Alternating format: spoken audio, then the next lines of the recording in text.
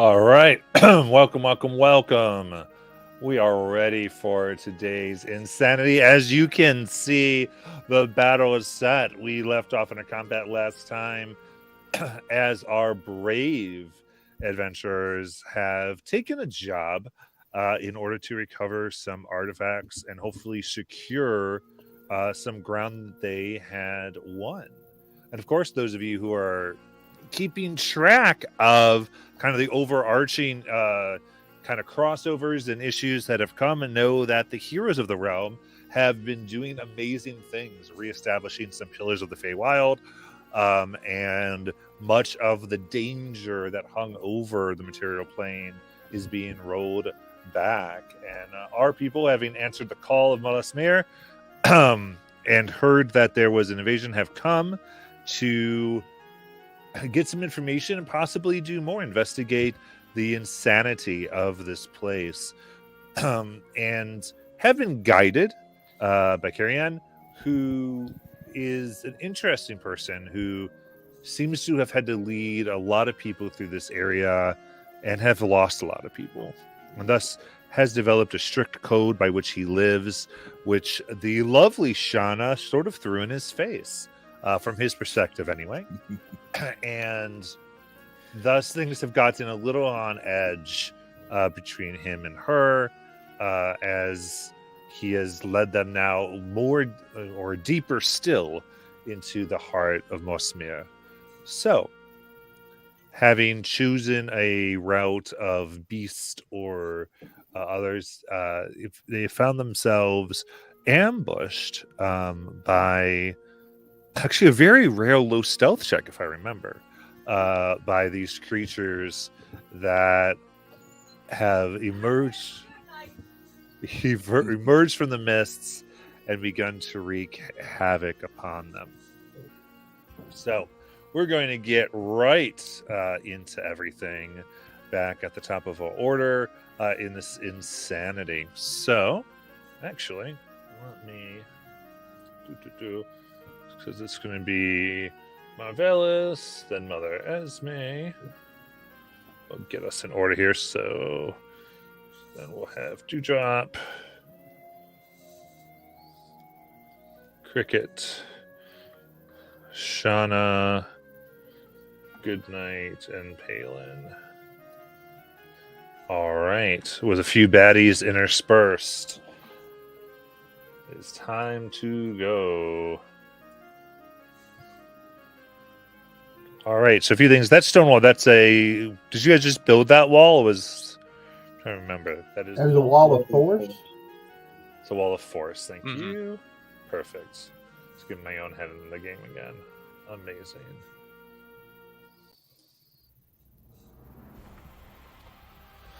All right.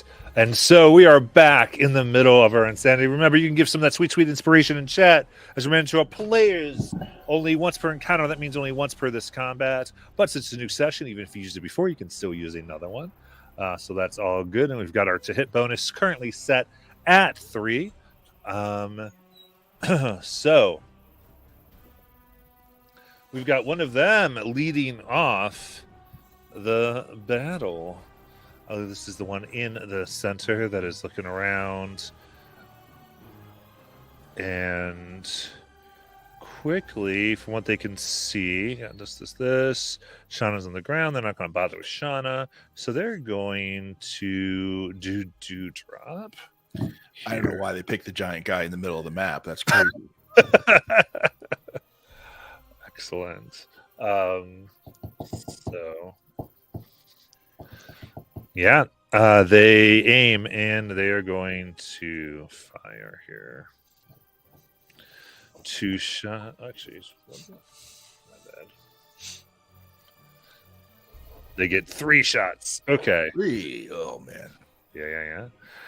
First one here against Dewdrop is that is going to be a 23. That hits.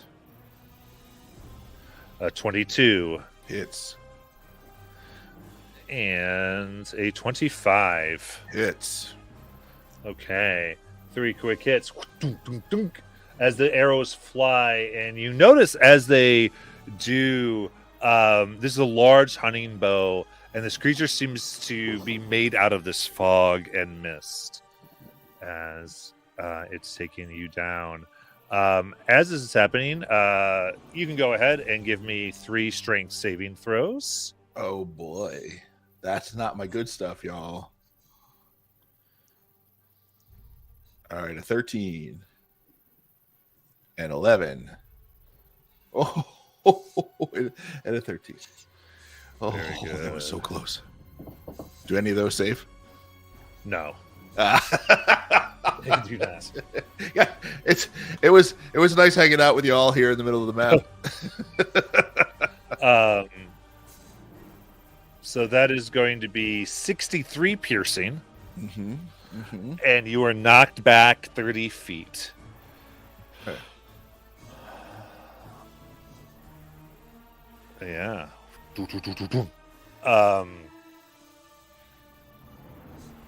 Very good. And they currently have a particular. Oh, I remember what they're up there. Yep, they're up there, and they're going to hold their position for the moment. They like it there. And so, with that, Marvelous, it is your turn. So I will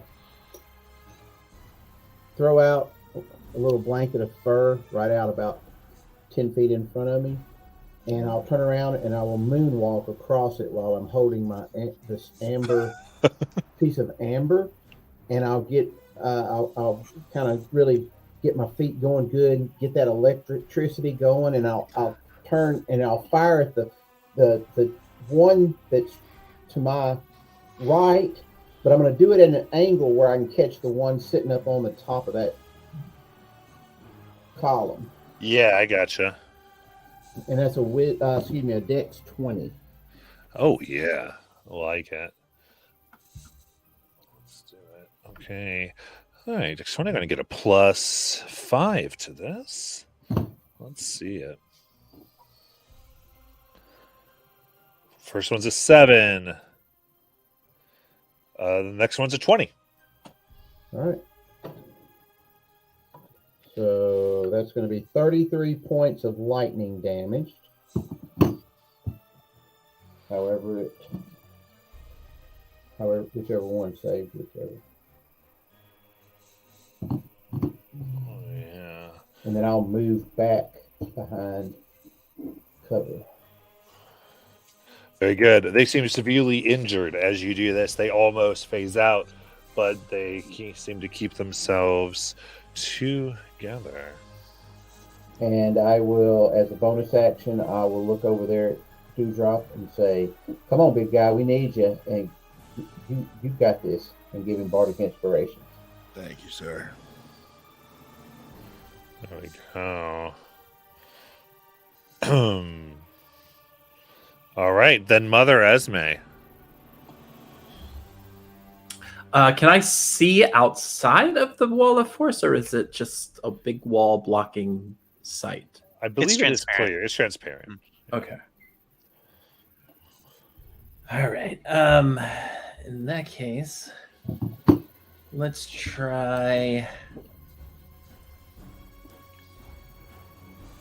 So these guys way off to the side, way off out in the distance here, I see about 3 on that wall. Is that right?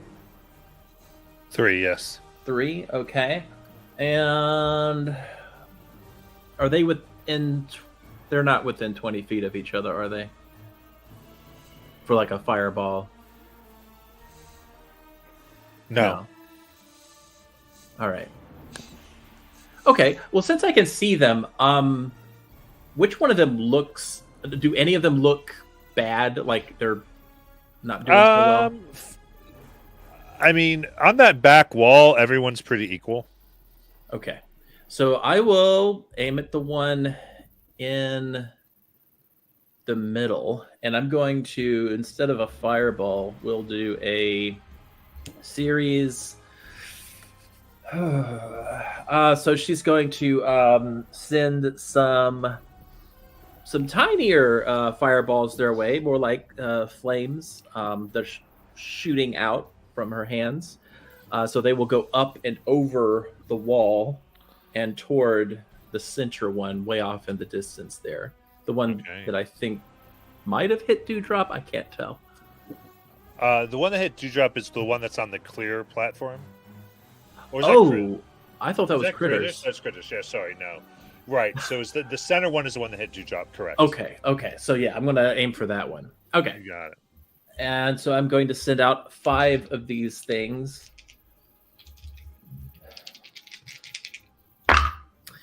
So, what's the DC to hit? So I can tell you how many hit. Absolutely. There a C here, and yep, that's going to be 18. Okay. 1 misses, and let me roll the last one. That one's going to miss too. So 3 of them hit. And they will deal. First one deals. Well, I'll just add them all up.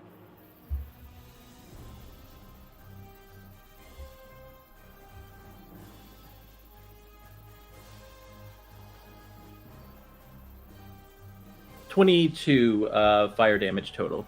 Nice. Did you add your +3 to hit? Yes. Good. I rolled 2 2s. Okay. Yeah. That'll do it. All right.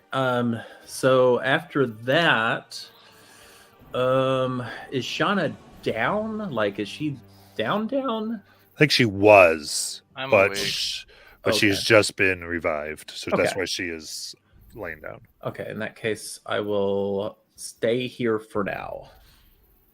Yeah. All right, then Dewdrop. Okay, Shauna, how bad are things? I mean, I'm hurt, but if you're hurt, worry about yourself. I have a plan. Okay, if you've got a plan. And the wall of force here, are those borders legit, or is that just because the map ends there? Like, can I walk around and be on the safe side of that? I think, is it fully enclosed? I think it is. That's kind of what I'm wondering. Yeah. It's not. It was open on 2 sides. Oh, it was. Okay, perfect. Yeah. Okay.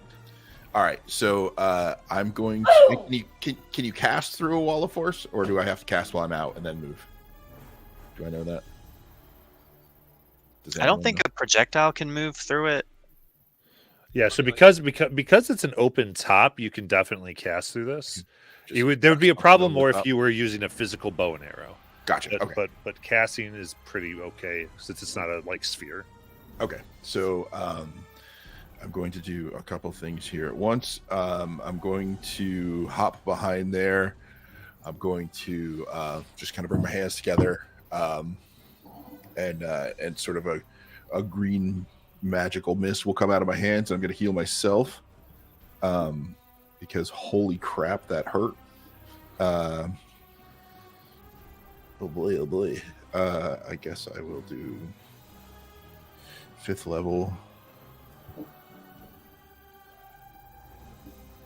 All right.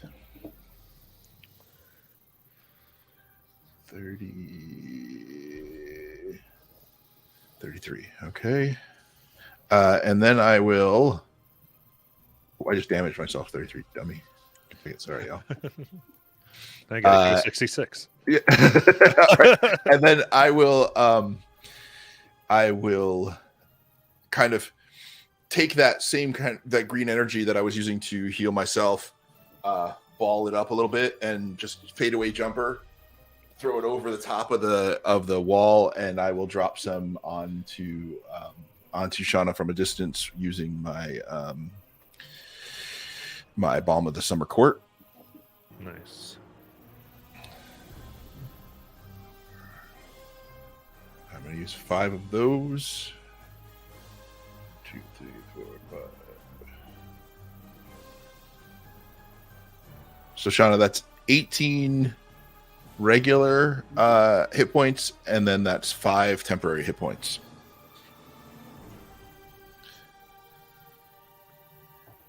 And Thank you. then, yeah, and I'm going to just kind of try to shake off that huge hit because I'm still hurt from that huge hit. And that's it for me. Okay. All right. Then Cricket.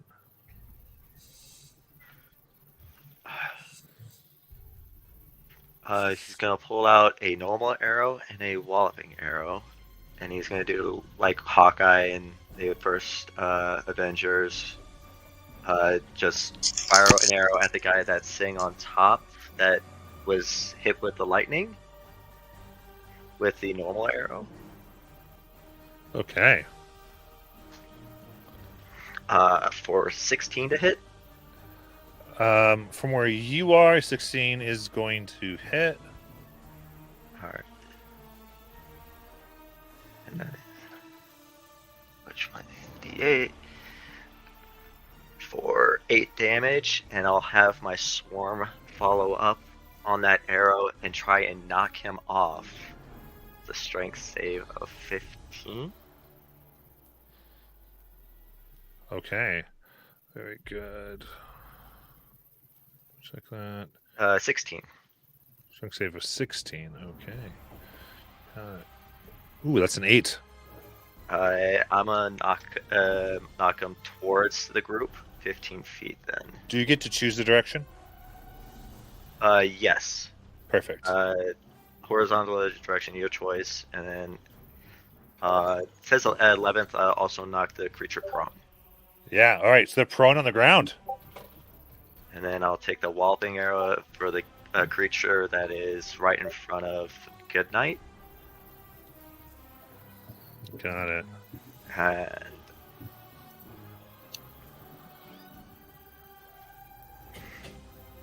oh, that's a 13 to hit. Yeah. Nope. Not at all. +3. 16 to hit then. 16. Point out Goodnight again for me. I just don't see him. Thank you. Okay, he's right there. Perfect. Yeah, that's going to hit. You're welcome. All right, and that is a strength save of 10, or be knocked prone with the walloping arrow. 7. Actually, we did. Let me see that. I might have done that wrong. I'm sorry. That is 11. He's still standing then. All right. How much damage? For 7 damage. Okay. And then I will drop down from my flying form to the ground, and I will cast Zephyr Strike, and I'll start moving towards towards the creature on the wall, and get on the other side of him from Goodnight, and not, yeah, that one.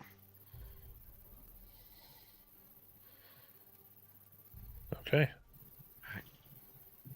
Anything else? That will be it. Shauna. Shauna is going to frantically start pulling out her book and reading through it and find the spell and start casting in Zemnian and Elvish as she creates this magical force hand of fire as it comes around, and she scoops herself up with Big B's hand and brings herself behind the wall. All right. And then that will be my turn. Well, I will move. I'm guessing that wasn't totally 60 feet, so I will move 30 feet. Well, I have 60 feet on Bigby's hand, so however far I can move it towards an enemy, I will. Gotcha. And yes, that will be my turn. All right. Okay. Sounds good. All right. Next one's the one near Goodnight that looks like they're at least 15 feet. It's hard to tell. They're going to aim down at critters. To start here. So 3 shots at the critters. Yeah, it's definitely going to miss, I think. What's your AC? 17. Yeah. Miss. Miss. To 27. That's an excellent point. What? The dewdrop's taller than the wall? Yeah. I'm going to shrug. Amazing. Okay. So it's 27 on critters, and then so I need a strength save.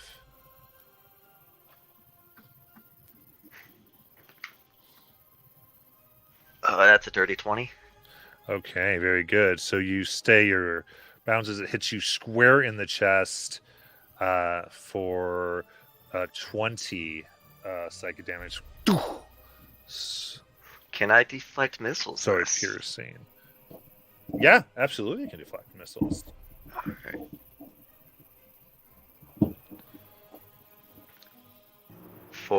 I reduced it by 16. Nice. That's just 4 damage. Then I'm gonna go ahead. Oh, good nights. Okay, cool, perfect. They're gonna get some distance then, run away from Goodnight for 30 feet, actually 40 feet, I believe. Yeah, for 40 feet. They're gonna get out of dodge. And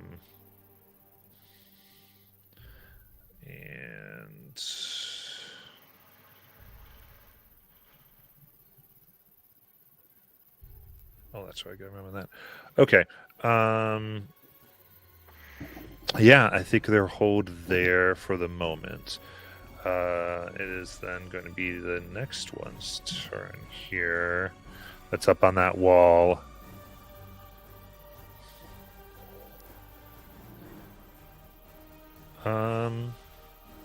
Yeah, it's going to go ahead and go towards critters since critters are the closest, and they just have more of a stay away from Goodnight strategy going on right now. So this is going to be Marvellous. What's Marvellous's AC here? 17? All right, so that is a 17. So I don't have any cover? You do, they ignore it. Okay. Shield. You got it.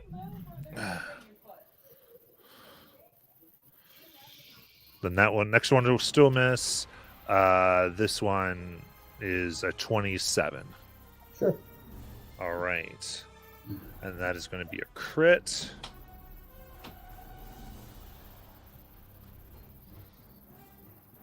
Are they close enough for me to silvery barbs? It's 60 feet. They might not be. We can get an official check. Oh yeah, because it has to be them, not from where he gets The hit. far one. Mm-hmm. No. Yeah. Yeah.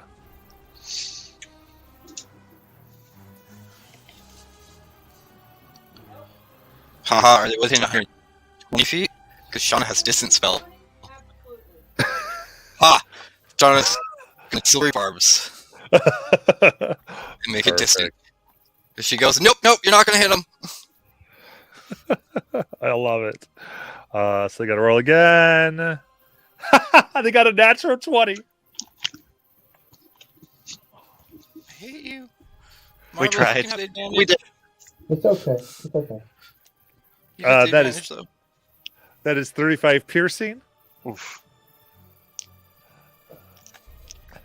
And I need a strength save.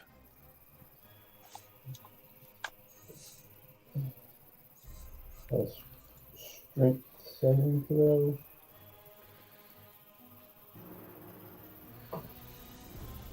Uh, 12.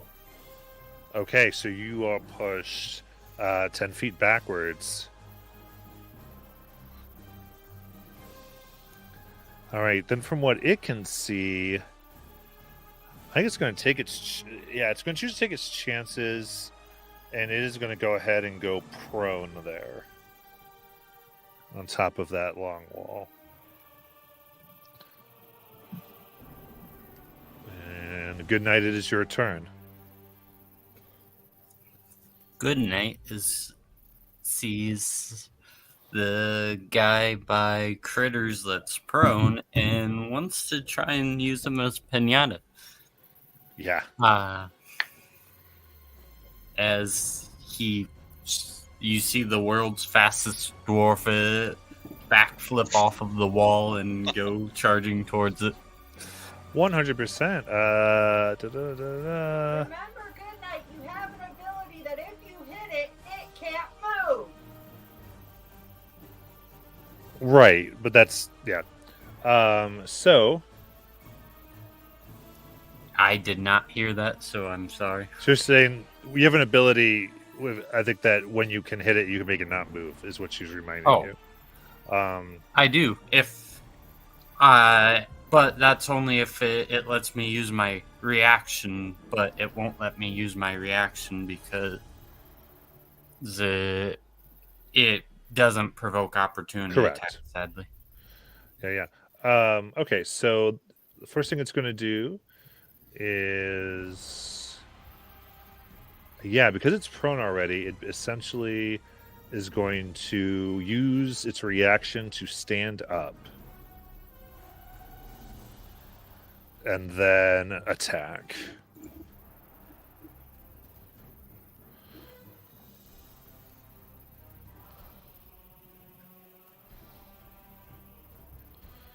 That is going to be a 24. He does a matrix move that no one understands how someone can do wearing full plate armor and a shield. As it just skirts past his helmet. Yeah, you got it. And So as he does that, he comes thrusting his sword back to attempt to hit. Nat 20! Ha! Oh, yes! Let's see it. Let's see what smites I have. Let's use the second level.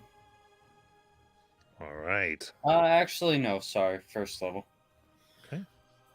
Misty steps are important in this fight. It's true. So that is 6.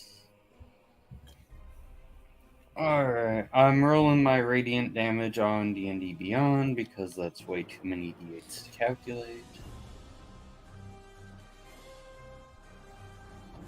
And then 8 and 7's 15, 20 slashing. 20 slashing, 39 radiant. How do you want to kill it? As he just stepped back while and was too fast while he attacked, just lunged forward and because of his anger, literally puts his entire fist through the body as it evaporates in smoke, and he just looks somewhat disappointed. Okay. Yeah, as it does, there's this screaming face of what looks like a tortured elf as a piece of this seems to flee and go off through the distance, glowing bright red within an instant. You only use 25 movement. Yep, you only move 25 feet. What would you like to do? How far away is the guy on the top bench thingamabob? You can get to the base in 25, but then he's a good 15 feet above you. You got it? 50 feet above me. Okay. 50, yeah, that one up there, yeah. Alright, then how far is the one in the back from me? The guy behind the guy in the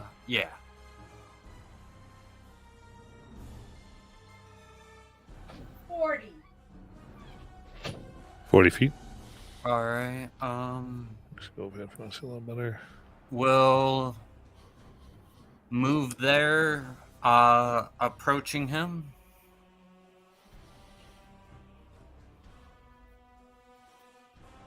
and then uses the haste part of the action as a dash to get the rest of the way of the distance. Okay. Reaction. They'll take their strike. This is not going to come of anything, but they will definitely go ahead and move their 20 feet. Yeah, that's basically going to get closer to the party, essentially. They're going to get 20 feet away from Goodnight. Yeah, so they move away. And Goodnight will follow. Do you have As movement you left? He should. Yeah, he hasted. So. Okay, sure. If it works. Yeah, so they move 20 feet, and if you can follow, they follow. Sounds good. You just hear the carnival music in the background for some Yeah. reason. And then as they keep chasing each other around it, the spirit looks back and sees Shadow or see Goodnight somehow right behind him as he's taking an overhead swing. That's not good. 5 plus... That's 18 to hit. That will hit. Oh. Okay. Just because I can, first level smite.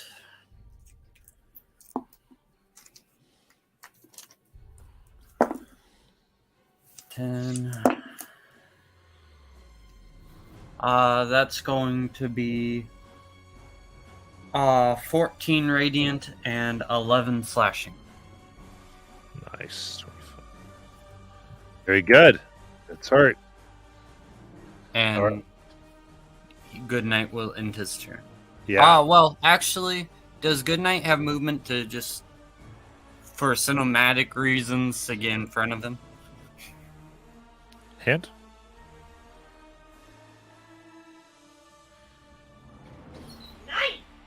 Nope. Okay. The hand Thank says you. no. Very good. All right. So your holy energy is like evaporating the mist these creatures are made out of. And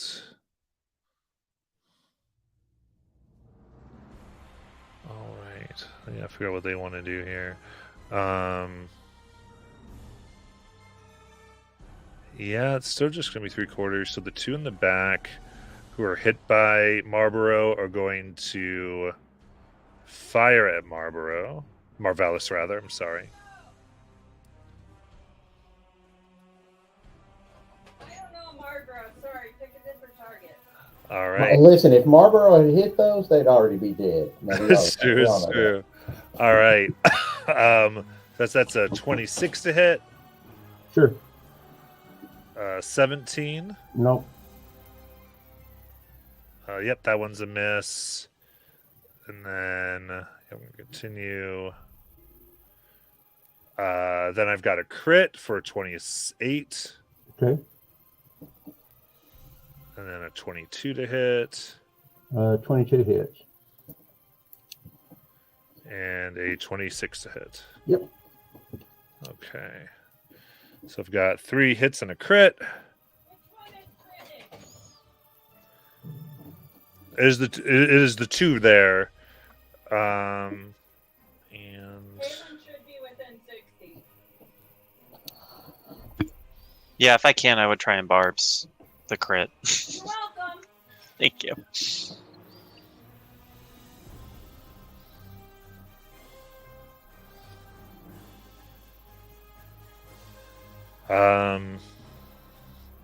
Sorry, my brain's not working. That's a dirty 20. Miss. Okay, so then that's just 3 hits. So give me 3 strength saves, please.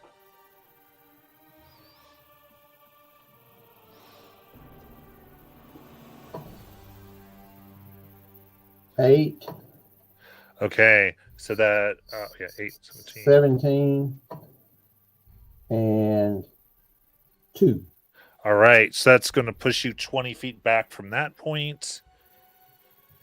One of them, that last one was a natural one. Okay, it's all good. And then that would be 53 piercing. Okay. Okay, the one on the ground then is going to move up, and crawl up on the other side of that dais, that circular thing back there. Yeah, maintain its distance from its friend. The one on the dais already will go ahead and drop prone.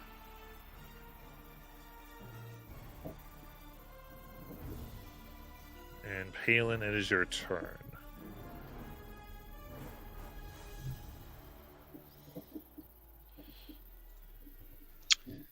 Using his winged boots, he's going to pop over the lip of the wall of force like a little prairie dog, emerging to throw out a streak of deep crimson energy. Could I capture those two in a fireball, Matt? Are they within? Oh, I'm sure you can. Okay. So he's gonna actually he'll extend the staff of Magius, and from the crystal, that streak of crimson light will fire, and that is a dex save of 17.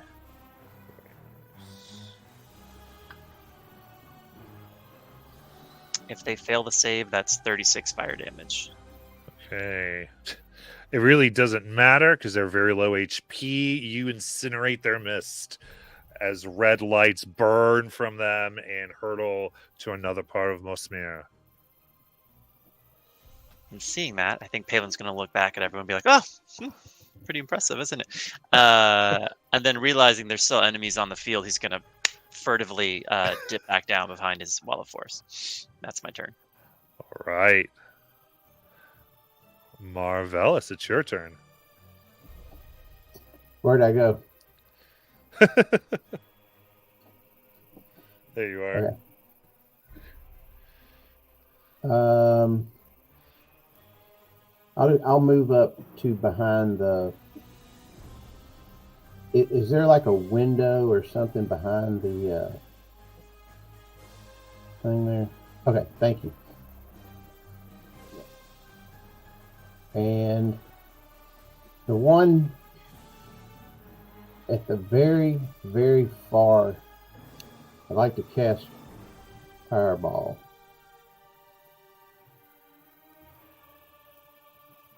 Just because that's the only one I can really reach. And that'll be I think it's a Dex 20. Do you want a friendly fire good night? You can get both of them if you friendly fire good night. I really am not in the habit of hurting. Good night would be okay with it, and you see he's in pristine condition. Whatever you want to do. No. You know what? I think instead of that, is that the one in the very far for me, is that 100 feet or is that further than 100 feet? And? You can just say, yeah, that's okay. She's going to find out. It's All less right. than 100. Yeah. So I'm going to try. Actually, I'm going to hit him with a lightning bolt. That's the exact template that is too. Yeah. No, If you scoot your butt over there, you can hit both of them and miss Goodnight. yeah. So I'll do the mashed potato and get over to the other window, and again, this time I'll kind of take my hand and rub it on my shoulder really, really fast and build up some static electricity and shoot the lightning bolt. All right. What's the DC? It's a Dex 20. 20. They both fail. That will be 38 points of lightning damage. Nice. Okay. And then The one that's by Goodnight is incinerated. The red flames scream and go back, and the other one up top is still alive. And I would duck down for full cover. Or move back out of the window for full cover. Yeah. And that'll be my turn. Got it. Mother Esme. I think, let's see. So Esme is kind of just watching, and she's going to send some overkill. She's going to shoot a fireball at this guy. Okay. A very high level one at that. So that'll be a dex of Yeah, that E1. Go roll that damage.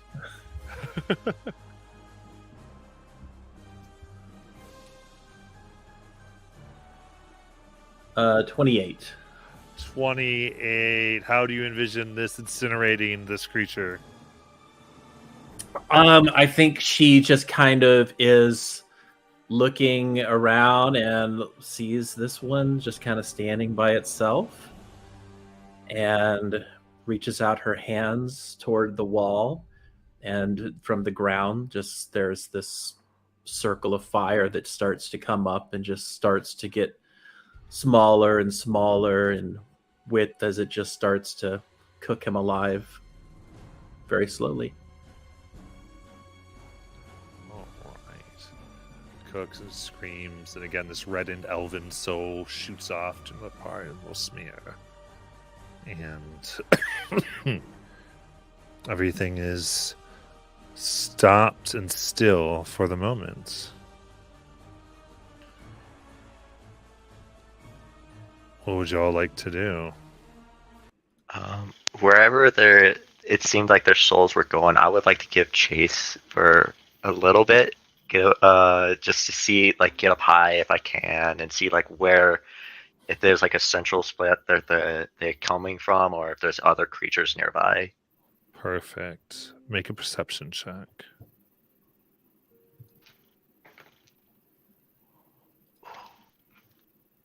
That would be a 27. Nice. So the 27. Look out as these lights go. I'd say, and it is dim here. Begin to move out of your sight. There, it's interesting. You kind of lose sight and detail of the city as the lights go past, but they are bright, so you sort of see them move and go. But standing out amongst what seems to be darkness, there is a soft red glow. You're guessing maybe a mile away within the city, that after a few moments kind of has a small burst as you assume these things have hit and found their home.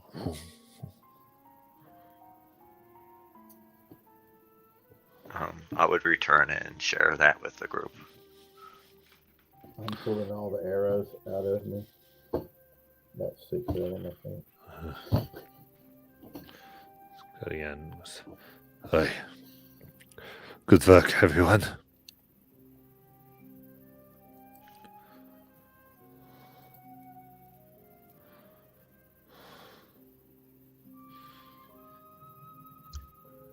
Shauna, have you ever seen anything like that before? Almost like a wraith leaving the corpses? Is there anything left, Matt, of the enemies, or are they just totally vanished?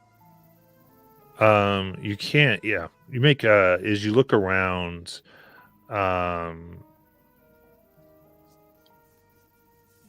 there each has left their bow. Okay. With the arrow that critters like deflected, is there anything special about it at all? Or does it just seem like a normal arrow? Or is there no arrow left? The arrow seems normal. However, let's do this. Since the two of you seem to be investigating here, each of you roll me 3 D100s and give me the result.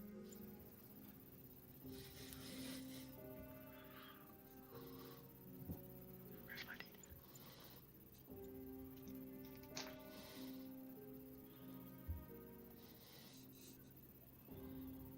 My total was 110. Sorry, I need the 3. I want the 3 values. I apologize. Oh. 39, 59, and 12. Okay.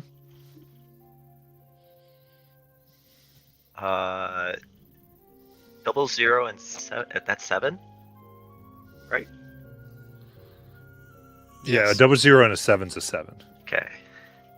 7, 47, 62. Okay. So most of these look like simple bows. One that you find, Critters, though, has a silver glow to it. It has Elvish written in beautiful script. I can read Elvish. It says, "May your promise guide you true." I'll pick it up and bring it back to the group.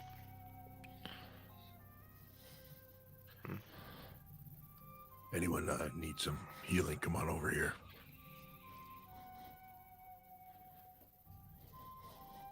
I'll drag myself over to drop. Does anybody else need it? Palin looks down at himself reflexively and realizes that he hasn't been harmed. It's like, oh. Nice. I am about halfway. Come on So over. I'm bloodied.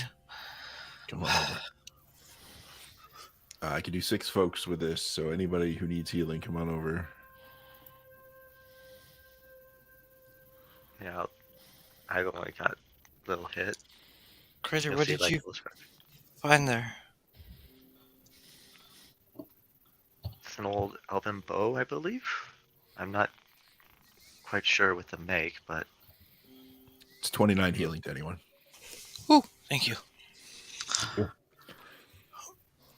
and he will share the script with Shauna. Do you want me to take a look at it? Yeah, go ahead.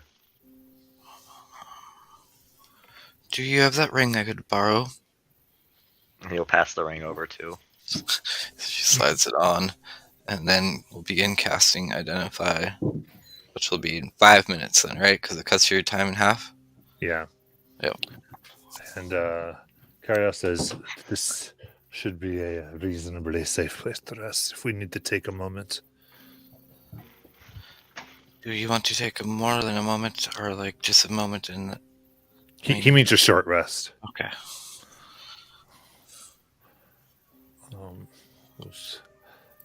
Who should be still on our guard, though.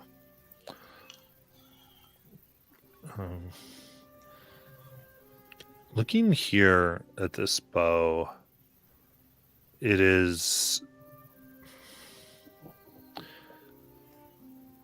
corrupted in a sense, as though dark magics have changed what it is. But given the time and energy of someone who knows what they're doing, this could be made to be a highly accurate bow.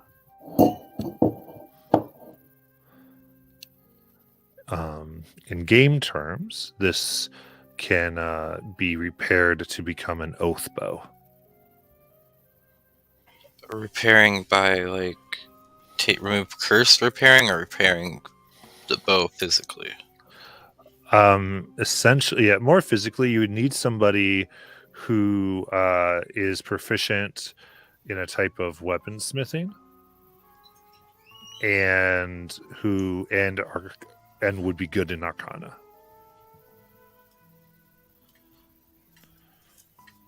She will relay this information to critters. I suppose normally what elves would call an oath bow. It's been corrupted, so it's not really what it used to be, but if Goodnight is able to work on weapons, maybe eventually if we ever get downtime, me and him could look at it together. Or in case we find somebody else that has the skill critters, you could hire them.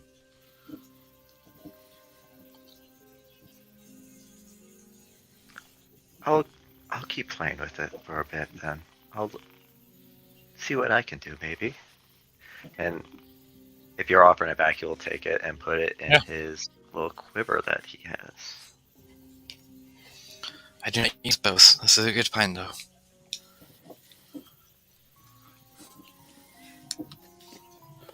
And out there, you performed very well. You're a good shot with there.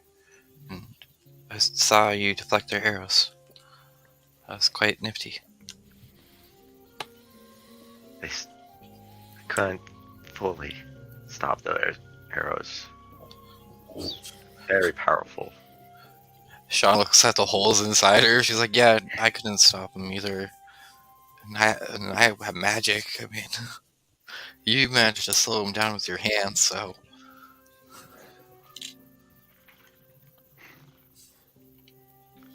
It's what happens when you train in those kinds of arts.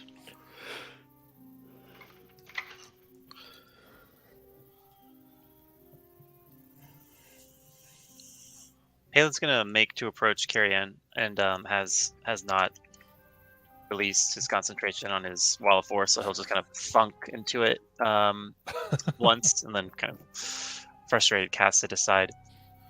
And as he approaches, he'll gesture with his staff to where the bows now lie. Carrion, is that kind of typical of the enemies we shall face, or perhaps those were like the most challenging ones, and now that we've vanquished them from here, it'll just be much easier, probably. Those are small fry. They often, when avoiding bigger threats, you'll find those lingering around, taking off the scraps from their more dangerous things here.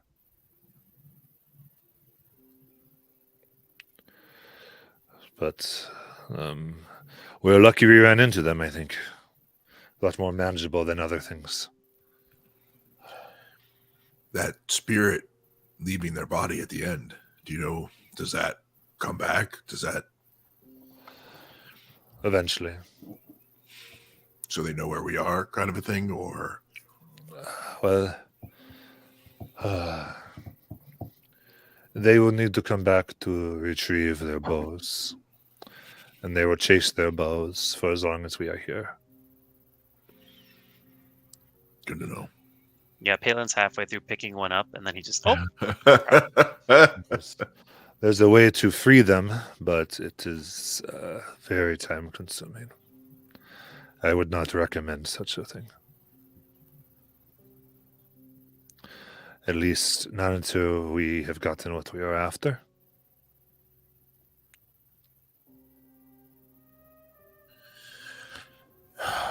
Critters, you might want to stash that bow somewhere.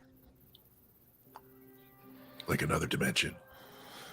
So He's gonna make sure it's fully shoved in that quiver, because that quiver is considered a bag of holding of sorts. Double check. Is there? I think it can only hold arrows. It says it can hold numerous items. It can hold up to 6 long objects such as bows, quarterstaffs, or spears. Perfect. Okay. So I have 2 bows in that. Yep. I couldn't remember. 100%. You're good to go. So, are there just neighboring buildings around us that Goodnight could get to without really leaving the area much as the rest are taking short rest? You would be distinctly by yourself. There are ruins here, like there's a lot of open air. This seems to be like a park or a garden. So there's not buildings. This is just where you ended up going at this point. Okay. You could try to get away from the group. It just wouldn't be in an enclosed area. Unless you really like walk, you'd be sufficiently removed.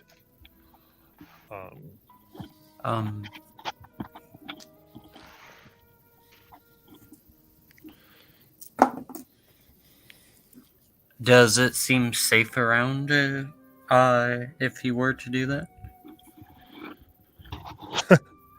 Well, safe as it can be around here, obviously. Can he do a perception or an investigation check to... I would say, would Goodnight maybe talk to Carrie Ann or... yeah. Then no, make a perception check. Well, I'm gonna roll a D100 because they're not on the best of terms. Apparently he will.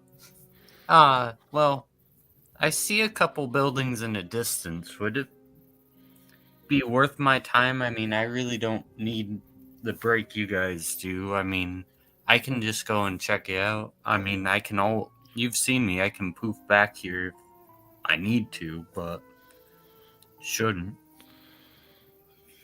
So, yeah. I would not advise such action. You survive by being with people, and you are tough, but things can get the best of you very quickly.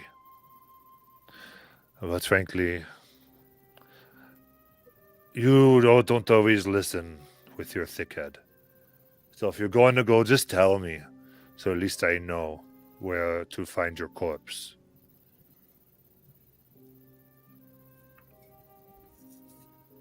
Well, I mean, do you think there could be anything in those buildings over that way? Of course there could be. This is a place.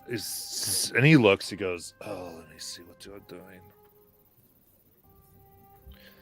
That was a temple to the Platinum Dragon. I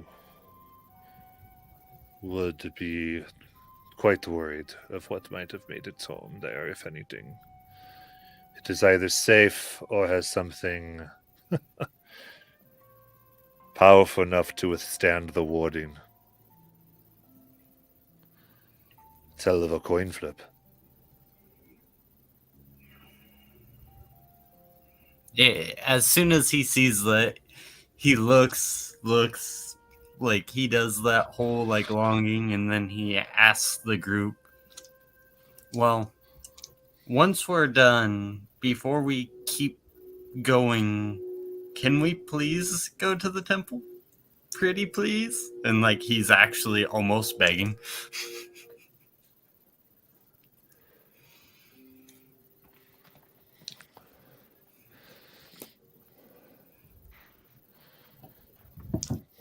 Would it be better if he had at least someone else to go with? Oh, he'd be willing to wait until the rest of the group clears long rest. I mean, if with how he said it could either be perfectly safe or really, really bad, he'd be willing to wait until the rest of the group gets there as long as the group's willing to go.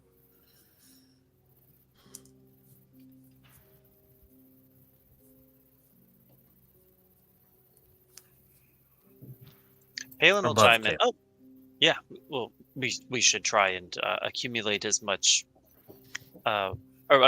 recover as many artifacts as we can for.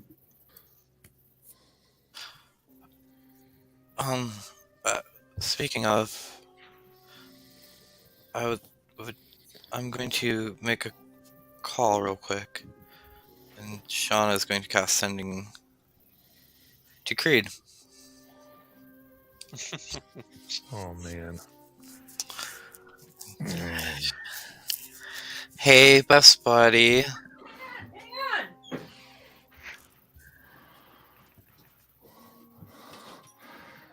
on. Would someone else like to do something while art department freaks out? Yeah, for anybody that's using hit dice during the short rest, I'm whistling the tune to Andy Griffith. Y'all don't know what the tune's to. I'm whistling it, and y'all can take a D10 Nice. to add to your hit points. I do have a question, Jackie. Have we seen Esme do that rain fire attack before? No. I'm going to have Esme is going to be doing a commune during this time, so she would be probably a little away from the group while they're doing the short rest. But no, you have not seen her do that before. I think Palin goes to compliment her on that, and then sees that she's communing and will back away very slowly because he associates her communing with catastrophe.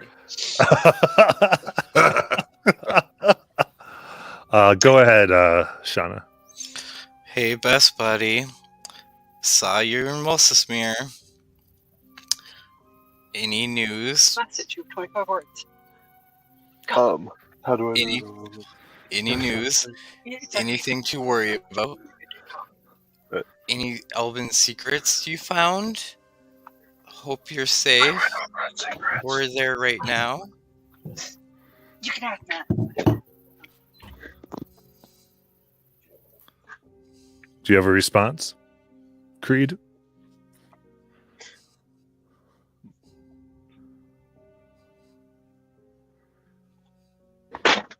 I live.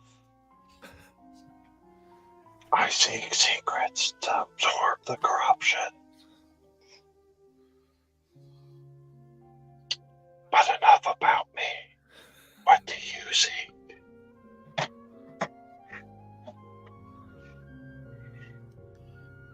She kind of puts her hand to her hand to her forehead and goes, "Oh, god damn it! All right, cast again. 25 words. He knows it's 25 words. Creed, longer explanations, if you could. We seek artifacts. Also, if you found any old elven rituals, possibly, or come upon, and what bigger creatures are hiding here? What bigger creature? What bigger creature?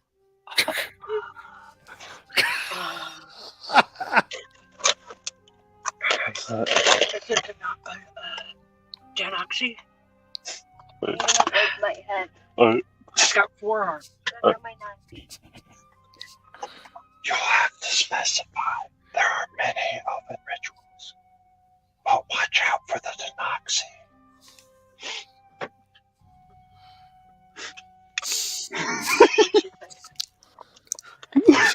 Loving this. It's like, this is why I don't ever call you.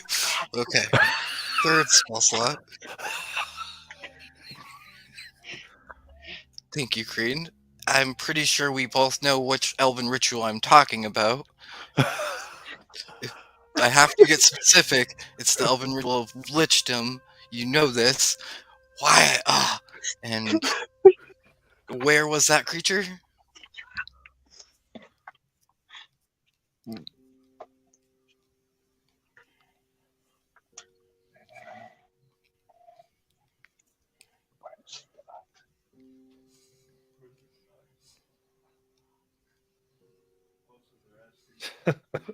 As there's a pause before Creed responds.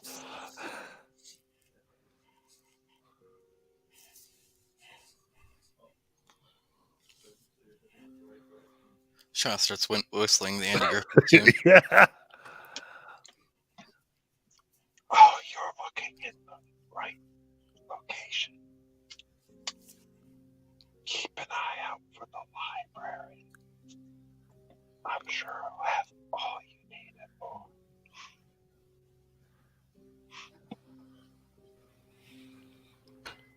so might the Tenoxi.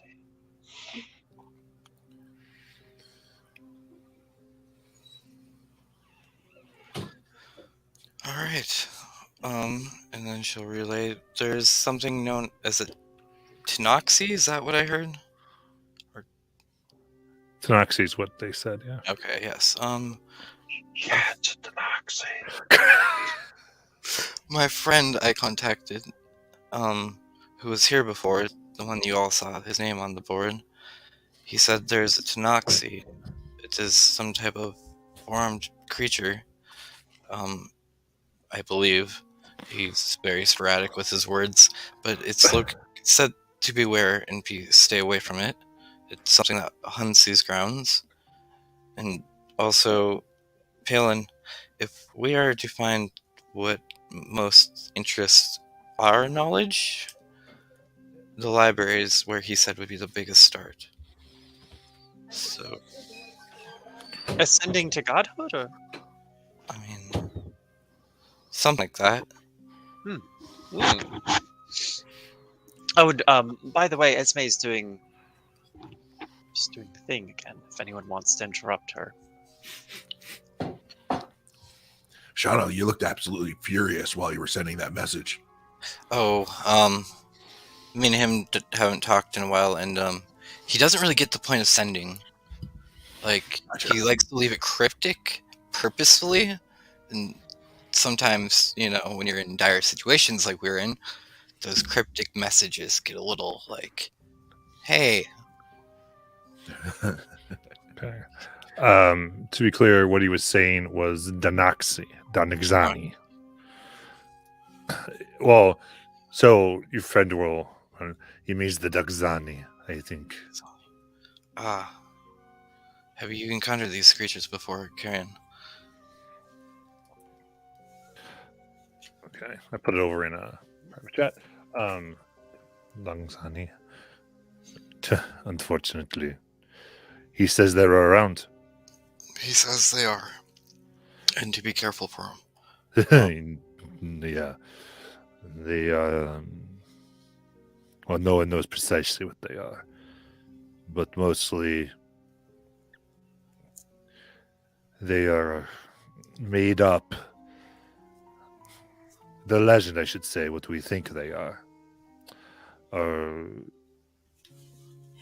people of the city who were not killed instantly, but were overtaken by some dark, parasitic creatures. Many colonies live within them and have transformed them into bestial monsters. They are poison incarnate and spread plague. Disease that is very hard to get rid of even by magic.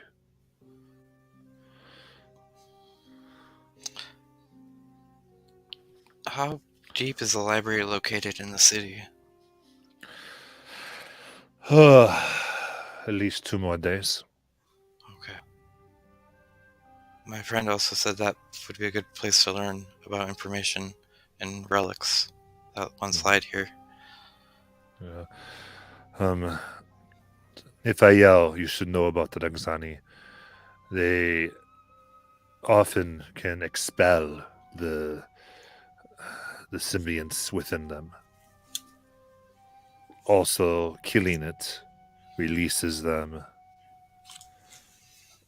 and they find new hosts, often those who caused the death of the creature.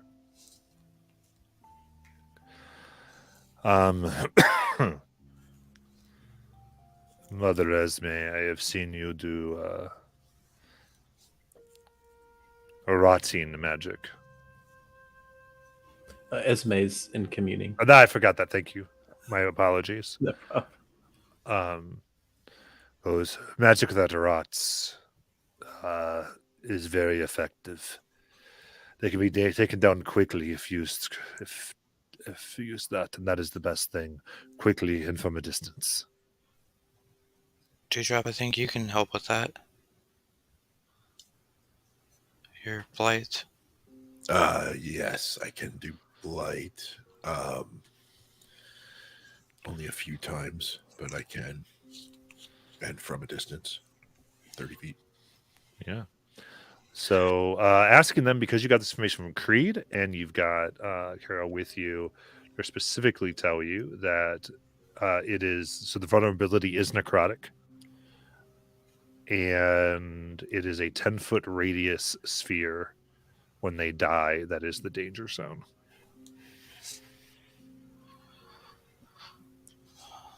At least it's something for us to be warned about.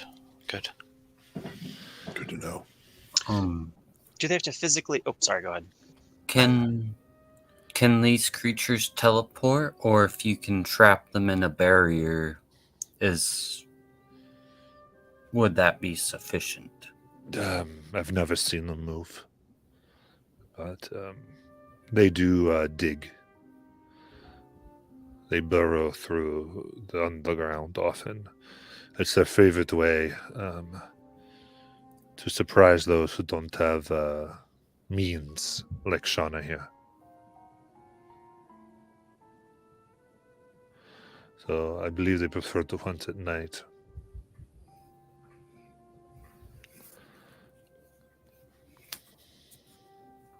Goodnight just starts cracking his neck and shoulders, and just in case something were to come by, and then continue polishing his sword and shield.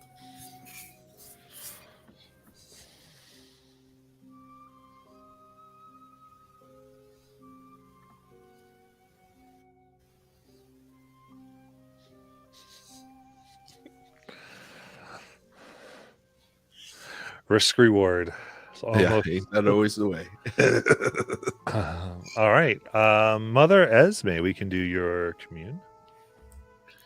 So I think after the battle, as we were all kind of gathering, Esme just kind of wandered off a few steps, still in view, but just kind of off by herself so she can kind of speak without prying ears, and isn't really paying attention to the group anymore. She opens up her bag and she starts taking out her candles, and she starts kind of burrowing them into the ground into a circle. And then she would take out her tinder box and start lighting about 5 flames. And then as she puts that away, she closes her eyes and reaches out to Paylor.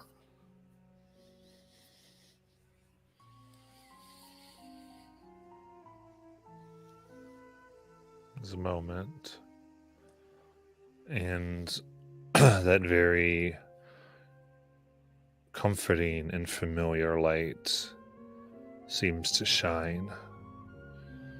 His presence is felt all around you. You can just see the whiteness, the purity, the darkness of this place burnt away for a moment.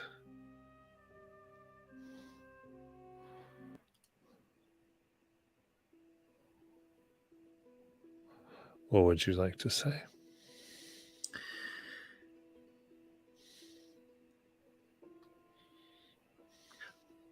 I am with my traveling companions, and I believe they are resolved toward a solution in these lands.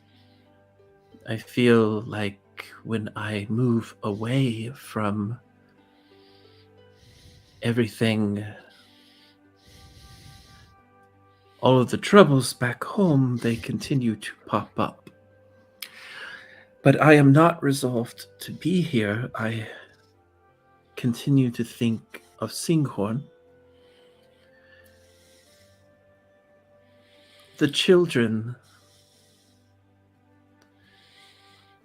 are they continuing to multiply?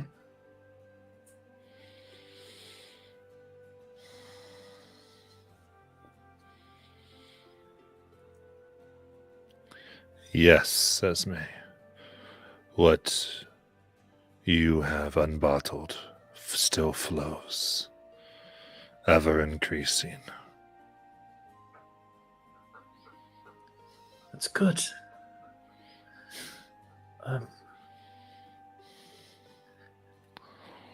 I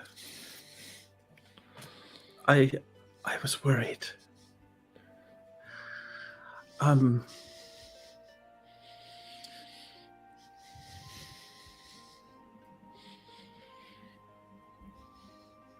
This stranger that we travel with, he doesn't seem to like me very much, and I was curious. Did he have a bad experience with clerics in the past?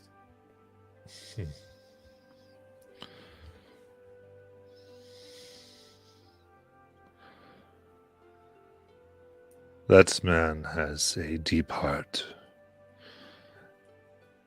and the ones he has loved the most have been those like you, and he's seen them perish.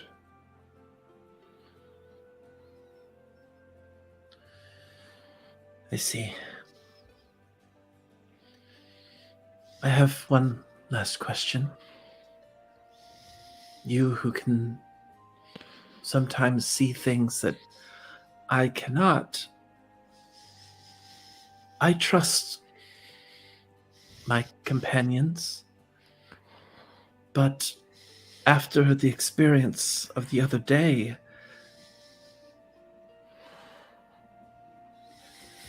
I feel like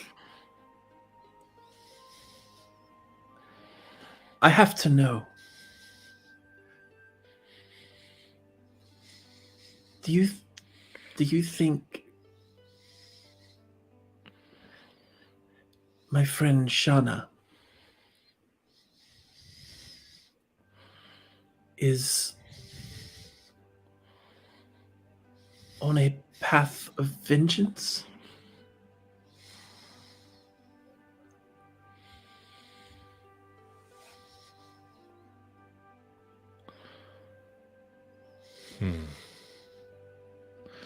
The light begins to become concrete and less intense around you, and then brighter still in front of you as a feminine form emerges and is formed. The light turns a blue, and soon a woman surrounded in light with this blue, gorgeous, almost ball gown dress, but simple, sits, kneels with you.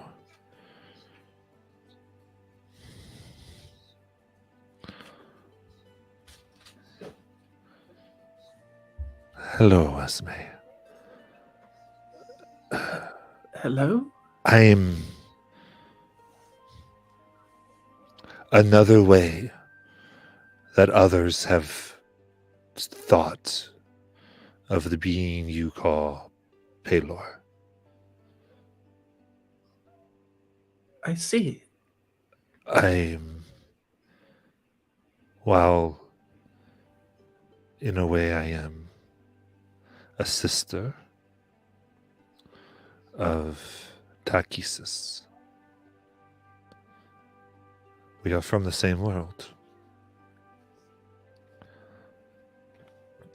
And I came here because, for this question, because you have been gifted the innocence, the naivety, in a sense, to have a straight path. That's how you see things. Your question is very complicated. For most people, a storm boils within them that is not between two sides, but between thousands. And your friend Shauna is one such. Though as assaulted as she is, what I can tell you is they can find much guidance from people like you. Simply caring for them and watching out. Sometimes they reject such things, but they also just as often will embrace them.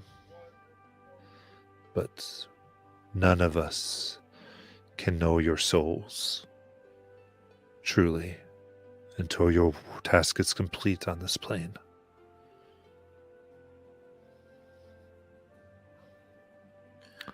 I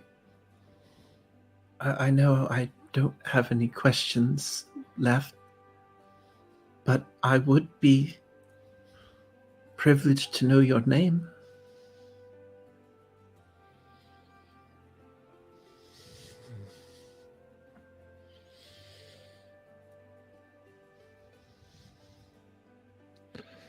Then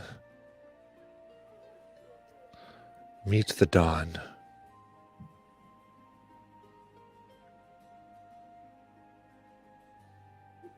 Tomorrow.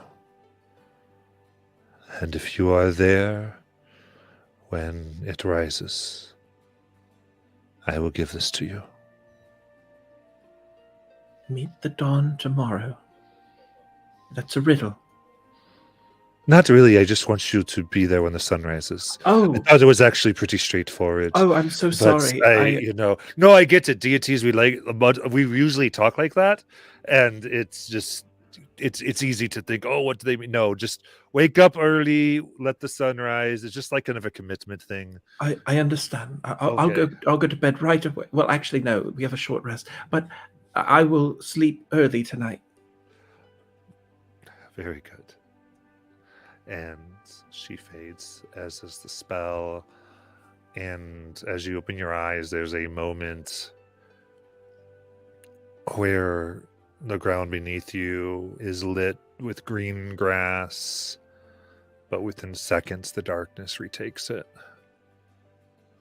So she blows out the candles and starts putting them away and picks up the bag to kind of walk back. So she probably joins in the conversation as it was kind of finishing earlier.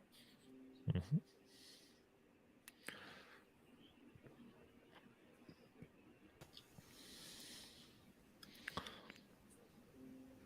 Did you learn anything, Mother Esme, with your communing? Well, sort of. I'm supposed to wake up very early tomorrow.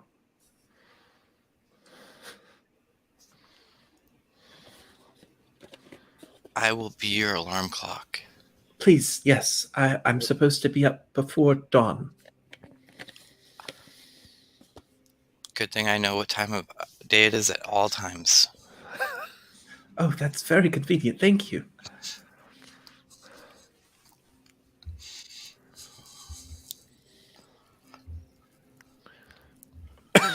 All right. Anything else that people were trying to do during this time? Yeah, I think Goodnight would actually speak up. And just ask, before we enter the temple, I just want to know, or just want you guys to know, I apologize if I'm not enough. And then just goes back cryptically, polishing his shield. What did I miss? Yeah, I was here and I feel like I missed nothing. Are we supposed to apologize for that here? I've got a big list of things I can apologize for. Are we doing that now? Is that what we're doing? Is that a custom? Good night. Are you okay?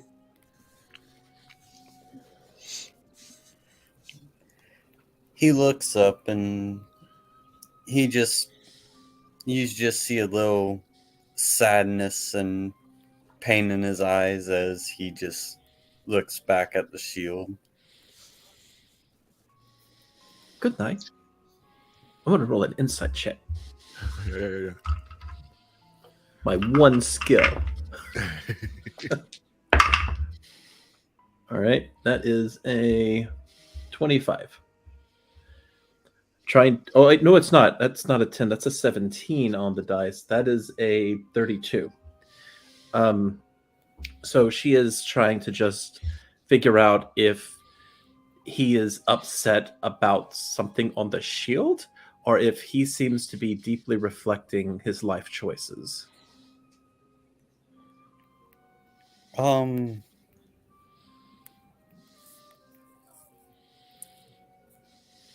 That's a yes. Well, I think you kind of feel that he is seriously wondering why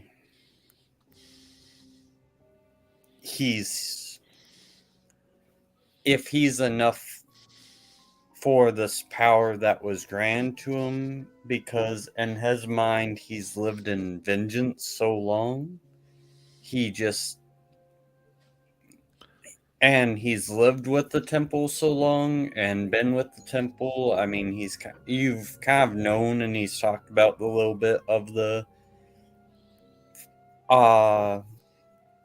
crisis, but at the same time on the temple going away, he's just wondering if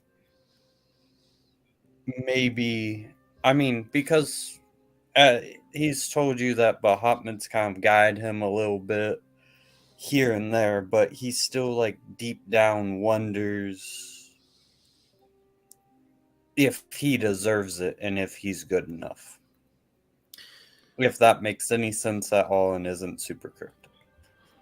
I think Esme, given her background, is used to talking to people regarding crises of faith, so she could probably deduce a lot of that, especially with her role. I think she would walk over to him. That's the symbol of Bahamut, correct? Well, it's a shield. Well, yes. But it's also protected a lot of people. It has. But far more people it has protected than it has protected. Has it helped me live as I've failed to save others? The battles earlier, if you just looked at it, somehow, I mean, I didn't even get a scratch on me, yet most of you were fairly severely hurt.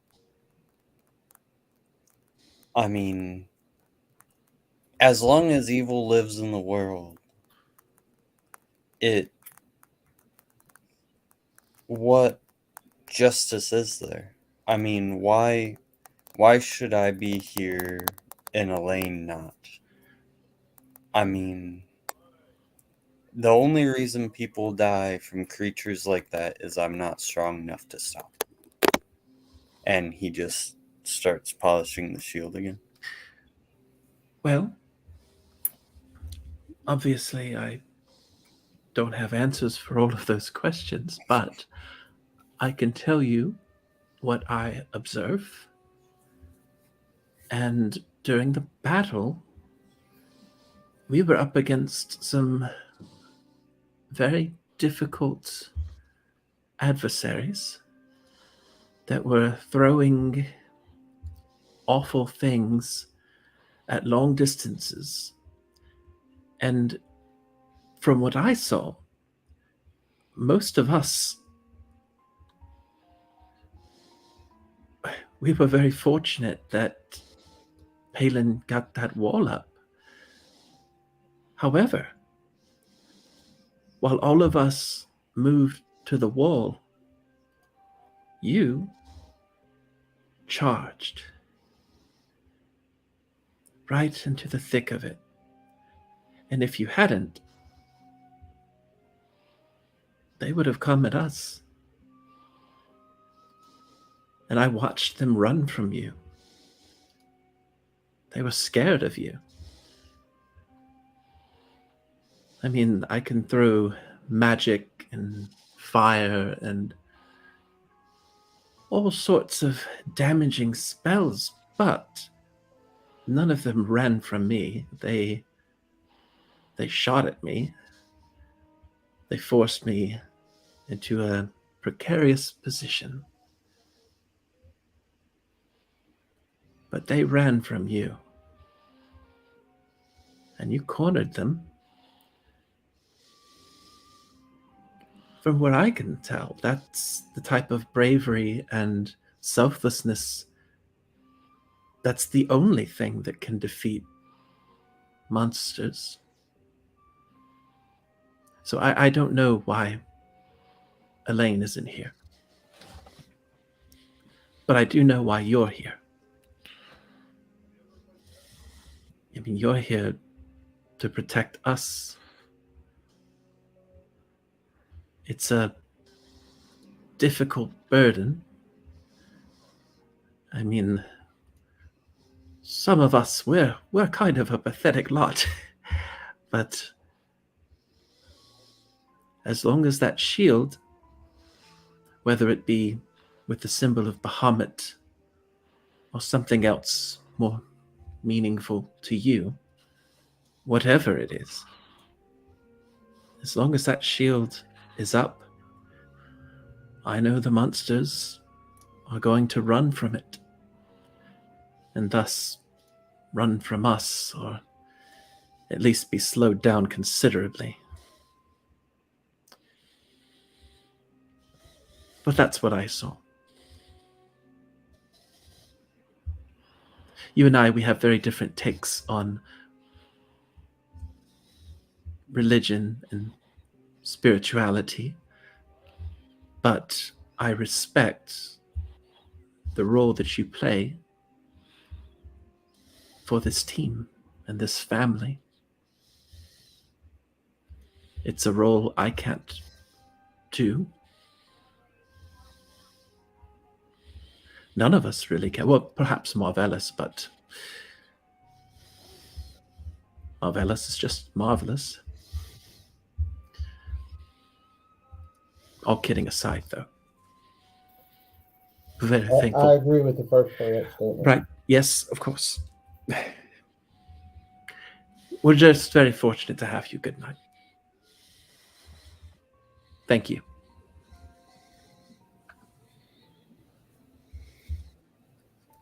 Thank you, Mother, for those kind words, and I will take them under consideration. And I pray that Bahamut guides us all on through this town and save us. And he specifically looks at Karen just to see if he gives him the eye, just because he just assumes that he just hates it every time he mentions Bahamut's name. Yeah, no, he doesn't. He actually nods and seems to be into what you're saying. And then she's his sword and say, well, y'all about ready?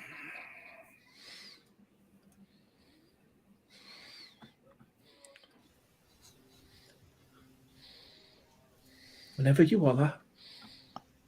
Shauna slides Palin a little piece of paper on it that does read in Zemnian. I found the secrets possibly in the library to Lichdom. That left eye is just gonna whoop. And then she hears good night, goes, yes, we should get going. Just for kicks, did I see the note passing? You probably did, yes. She didn't hide the note passing. Just for kicks.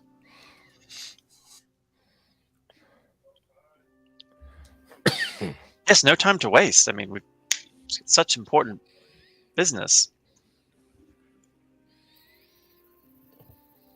Well, you were quite eager. Yes, I mean, he's obviously having a crisis of faith, and I'm sure this will be resolved in the temple. And then wherever we happen to, prioritize afterwards. Maybe he wants to read about Bahamut's precepts and teachings, form a deeper understanding of his faith. We could, perhaps, if it's not too much of an inconvenience, we could find a library or a library. You say, Palin? That would be. I got to insight that. That was too much. Okay, that's probably not very good, actually. That's an 18. I just got a 15. Yeah, Palin has some ulterior motive for being at the library.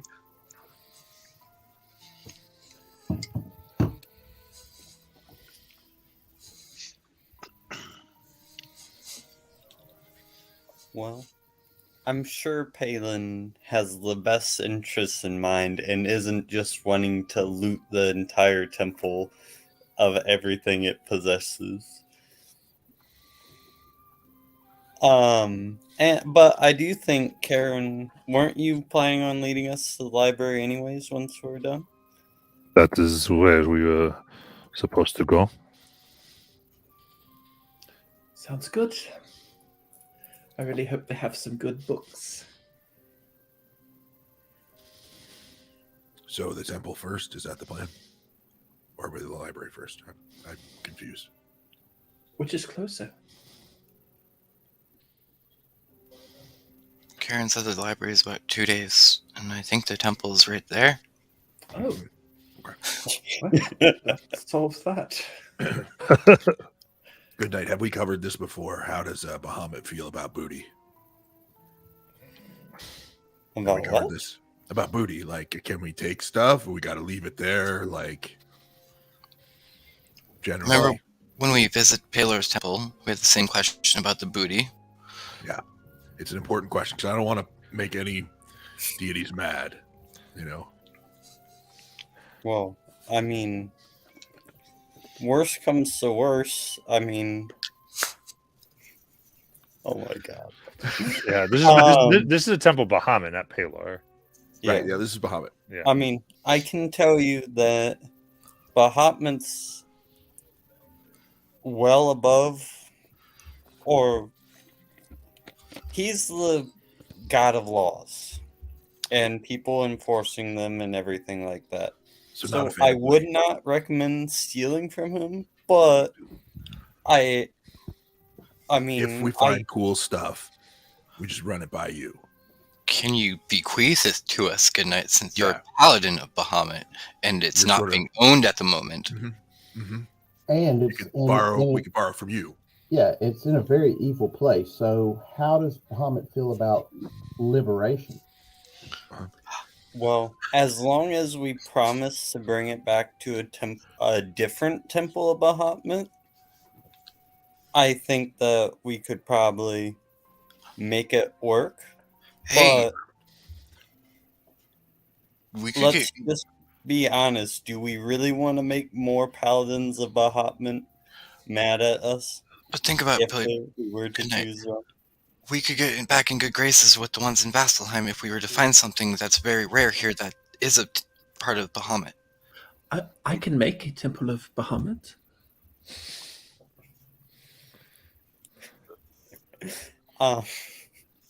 Right now. Sounds like a go. Well, I mean, I I do like your enthusiasm, Esme, but we literally have one like right there, and he like points. Oh, I know. I just keep trying to figure out a way to get that, just remind everyone I have this ability. And I know the mansion's cool, but, sometime we can maybe look at the temple at some point. When we're not staying in a place where our life's on the line, Mother Esme, we'll definitely create a temple. Okay. Would the temple have to be to a prime, or could it be any deity? Well, as long as I had the symbol. Could we make one up if we made a symbol? Well, I don't think it works like that. I think it has to be a holy symbol of the deity in question.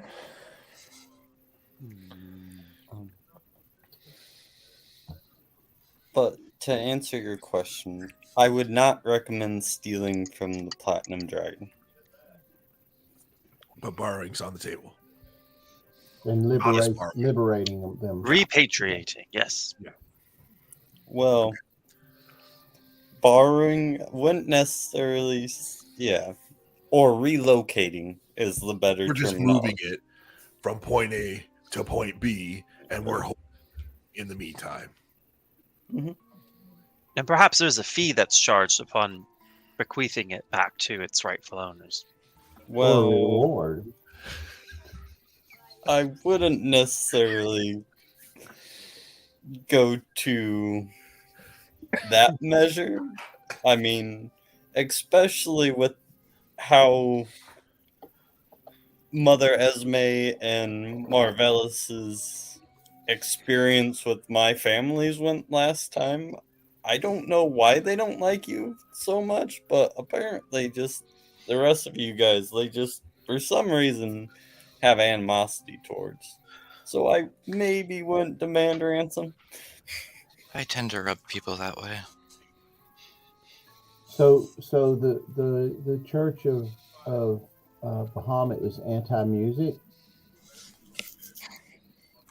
Yeah, that's gotta be it. Well, I get that. you said they tried locking you in a cell, Marvelous. That's what I'm saying. I'm just asking you. You know more about them than I do. Well, I've never been locked in a cell. Do you play music? Yeah. I mean, you hear me sing all the time. I mean, Oh, every time I swing my hammer or my sorry. sword, that's music. I did not know that was singing. Good to know. Good to know. See, Marvelous, they prefer metallic sounds. Got you. I wasn't singing when they locked me up. Maybe you should have, because evidently they do like singing. Well, I found this flute in my bag the other day. I wonder if they put it there as a hint.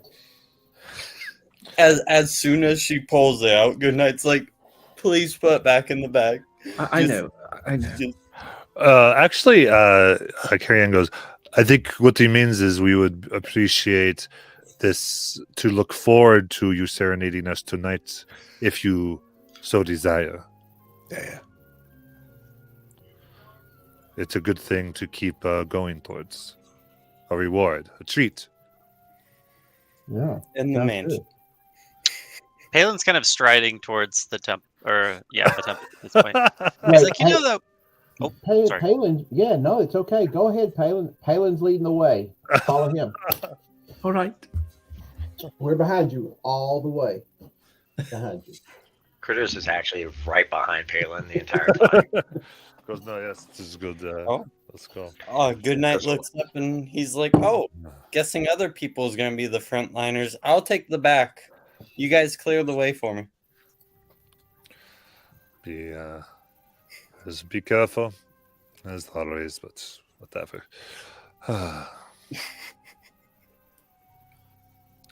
Actually, before you leave, he will stop everybody. He goes, listen, I think you are a follower, you are a champion of the Platinum Dragon. Yes, good night. Yes. Okay. It makes sense that we would go in, huh? However, this place, This place is horrifying and deadly and wants to murder all of you, right? But it is also a place of endless treasure and artifact. Things that have been created here, things that have been left here. The thing that kills more people than anything is the desire to get it all at once on one trip. So, we go here. But remember, I am here to guide. I will keep you going. But beware of that pull. It has killed many. Let's go.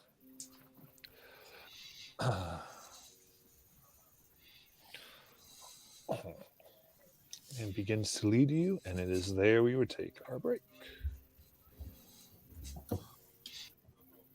Always have to end it like a movie. Ominous.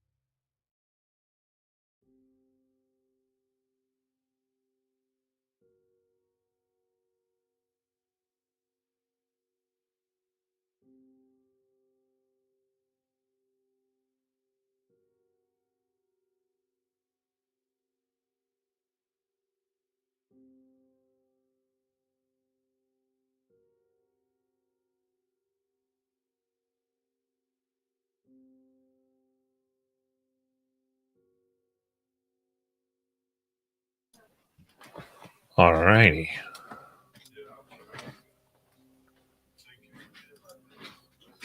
Come on back.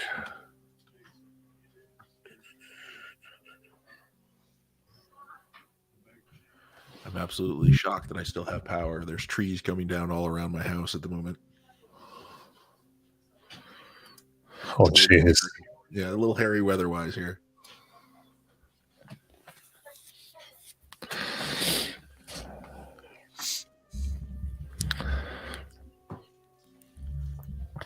All right.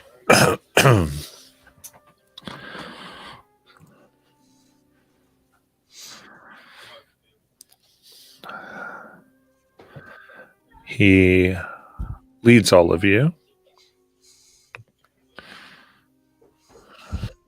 Seal back sort of the way you came, backtracking a bit. A little bit of a 7-minute walk. Looking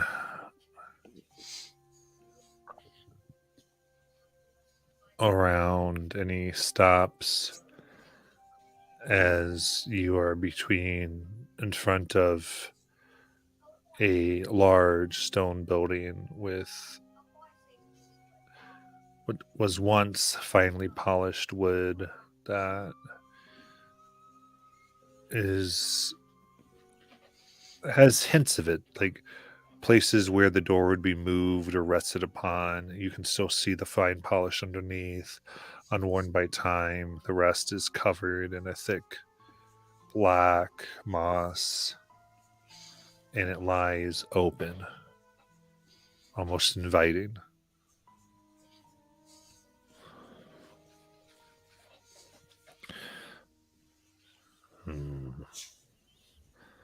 I do not like this.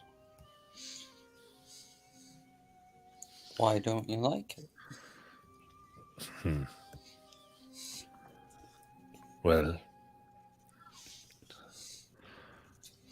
most things are shut up tight. Have been secured. I get worried when there's open doors and is well used.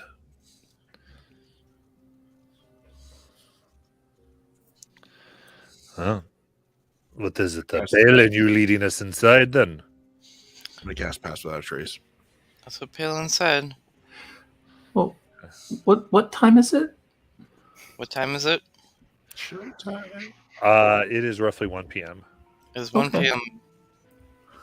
All right. This is the equivalent of like, are we there yet? Divine sense, though. Before we Good thinking. head in. Well, you can't do behind full cover though, right? Oh, nope. Yeah. You're right. Can't do behind full cover. Yeah, so it just wouldn't do you any good. Never there mind. is something. Okay. Shauna does go invisibility on herself, though. Yep. Right after you, Palin. Palin's leading the way. He also thumps the staff of Magius, and the dragon claw twists the crystal, and then boom, he is also invisible. Oh, Oh, he's learning. But he is in front. Seeing Palin go invisible, I'm going to do a quick check for traps at that open door then. Absolutely. Go ahead and check for traps. Make investigation check. I'm using my inspiration. 8. Clear.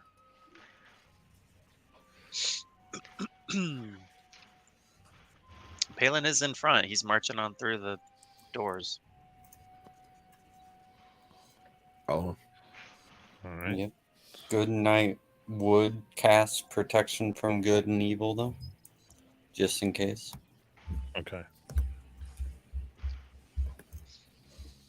Is it immediately obscured by darkness within, Matt? Yes, it is dark within. So Palin's going to remember this time to activate his third eye. Okay.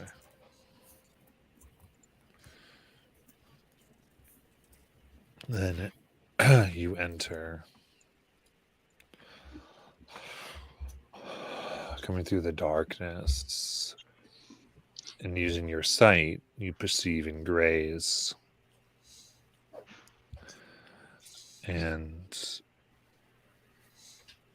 there are... This is a fine room, but you can't appreciate it. Because the first thing that you smell are rotting corpses. Oh, good. And you see strewn about in positions of kneeling and worship many, maybe over 100. Some that look like their bones are turning to dust, others are fresh, like a timeline of those who died on their knees worshiping something.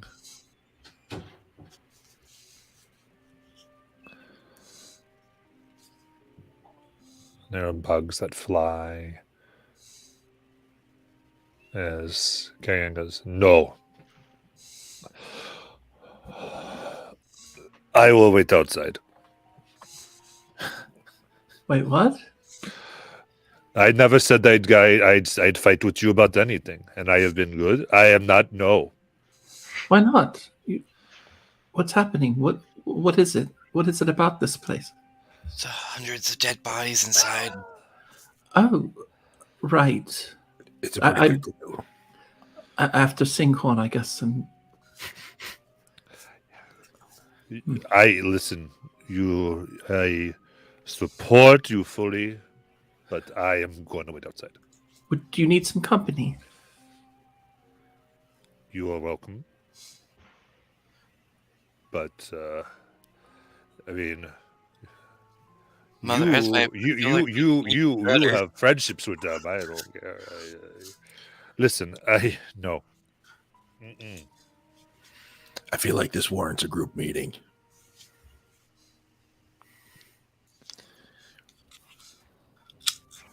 Yeah, sorry. The DM is not trying to cause anything. Just this particular character will not proceed. That we've seen that dude kick all sorts of ass, and he doesn't want to go in there. Doesn't that make anybody nervous? Very nervous, actually. But I mean, wait, what? Remind me, why are we coming here again? Just because Good Night asked us to. Yeah. To get. I'm sorry, I didn't hear that. It's the Temple of Bahamut, and Goodnight wanted to check it out. Oh, I thought.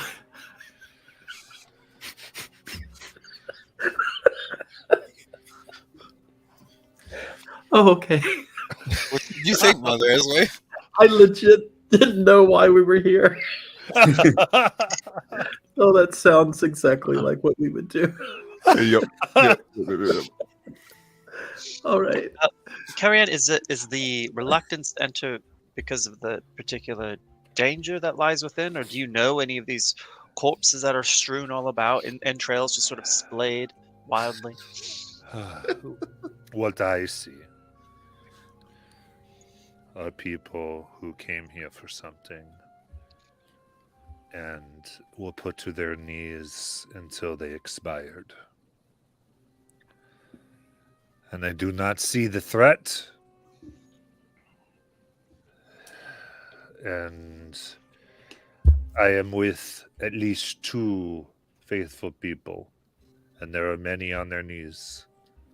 That bodes ill. Well, if you would all like, I could cast a spell just to see what we're likely to encounter here.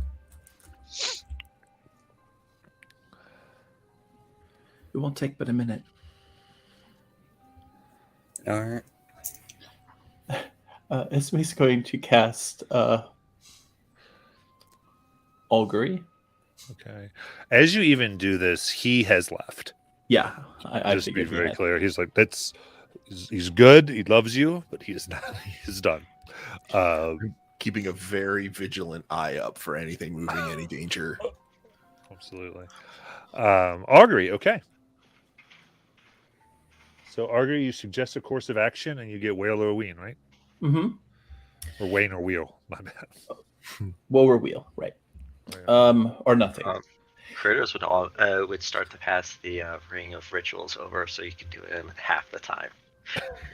So 30 seconds. That is a fun ring. Like, here you go. Sure. So yeah, she just kind of immediately drops down and just grabs some basically it looks like chicken bones, I guess. Probably stuff she gathered from meals they've had. And she starts laying them out, and she just kind of asks Paylor to inform her that if we walk into this temple, weal or woe. Man, that is... Or will and woe, or nothing. Yeah. This is just such a weird spell for me. What, as a player, do you hope Esme figures out? What's something? I mean, I can replace it. It came with Divinely Favored, so it's like I get a free use of it. So I'm like, well, might as well use it at some point. No, I just want it to be useful. Like, I Right. think I want to give you, and it's such a... I feel like all the time when people use this, I go, both. That's all I ever say. And it Right. seems so... Just what I'll say. Okay. That there is great wheel potential in here with a high chance of woe. It's like a weather forecast. It's such a weird spell. It is a weird spell. It is. I mean, when you read what it does, it's like... Yeah, you only have like just one way to honestly answer But it. it doesn't cost me a slot, so Yeah, it's good. I just... might as well use it. Can you Yeah. ask Esme which one of us is most likely to die? Okay, so here's the thing. This temple is very likely to have good things in it, but to get to those good things, we're going to get a lot of ouch. A lot more ouch. Good night. Do you think the risk is worth it? Well,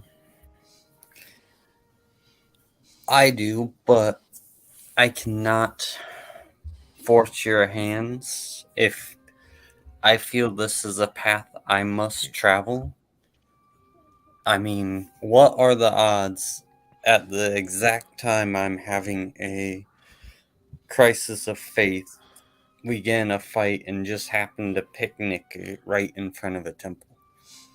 I mean, I feel this is a path, this is a sign, and this is a path I must walk, but I will not force any of you or hold it against any of you if you guys choose not to follow it with me.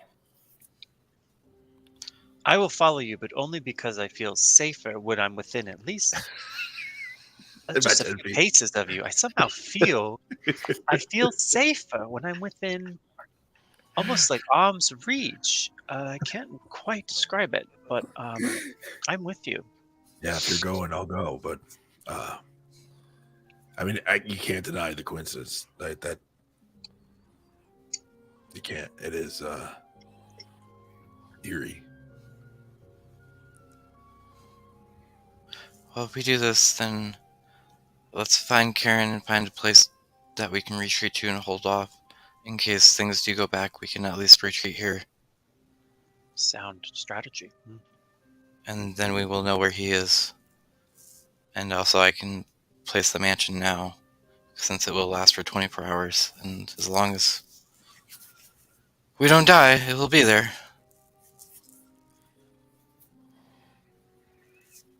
We don't want to give Esme the opportunity to build a temple for us. I mean, I don't think they're mutually exclusive, right? Like we can. Oh, That's We can pop temples anywhere now, right? Do the temples stay there forever, Mother? Well, I have a way that it can, but it would take a very long time for it to be permanent. I see. I see. I mean, I could do like a temporary one over the course of an hour. So to do it permanently, it would take 30 days. Ah, I see. Gotcha.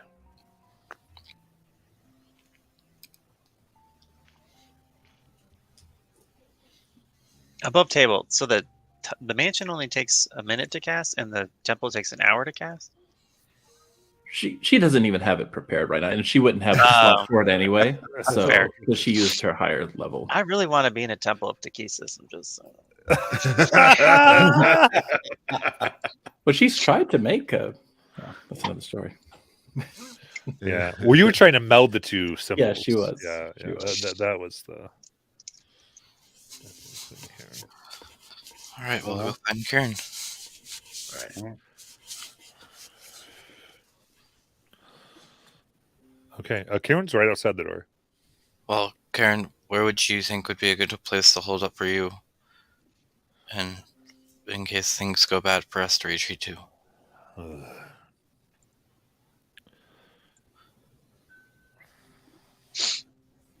I'm not a fan of this area. We've got the main thoroughfare. More could come by. Over there, we just have the bows that those creatures will come back for.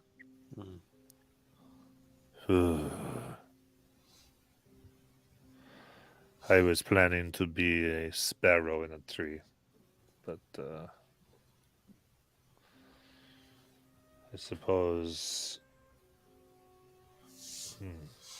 maybe in the middle of the street when nowhere hiding is good, hide in plain sight.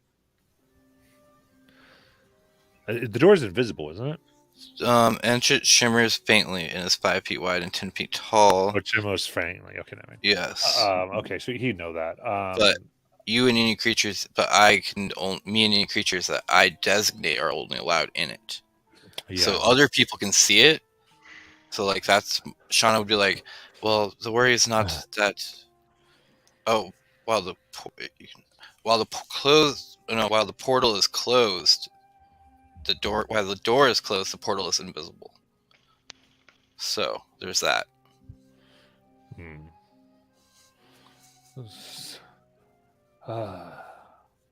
He checks down like a nearby, like more like a dead end by the temple. He looks around.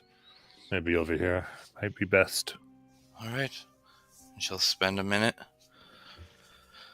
and you'll all watch a shimmering door appear. She'll be like, "Well, enjoy your rest. Hopefully we return." I will be on scout. I will not be going into your mansion. Well, in case you are very well.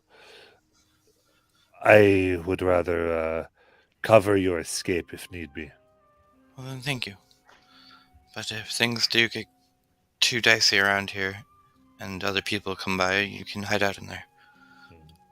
Before you go, and he goes here, and he puts his hand, and the same blackened roots that you saw within the forest suddenly sprout from the ground here and come within the doorway as he summons the cursed forest in the space of the doorway. I have told it to leave all of you alone, but anything pursuing you, it will be less friendly to them. Thank you. I hope I see you again. Well, if you don't, just take care of Ozzy. Absolutely. Do you think it goes better with paprika or garlic? I'm kidding. I would take very good care of your pet. Esme looks like she was about to cast something in that moment. He goes, if I stop messing with you, you'll think I hate you, huh? Hmm. I already think you hate me. See, it shows I love you. No, don't die. Right, Ozzy, you go in there and eat whatever you want, and don't mess with the Palin waiters too much.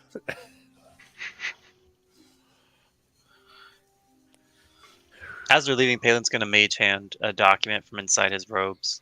It's like the 23rd version of his last will and testament that he's amended throughout the adventure. Just as a contingency. Also, if they're not going to be able to bring me back, please burn the body. You can keep anything that survives the flames. Then he'll head back inside. Okay. Well, after you, Palin, again. Yep.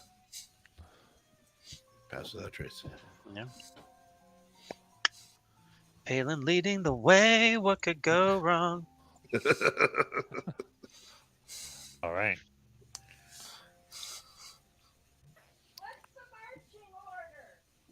What's the marching order? Palin's Well, first. Yep. Good night would be next to Palin. Shauna will go in third, and she's going to put see invisibility up on herself, just in case.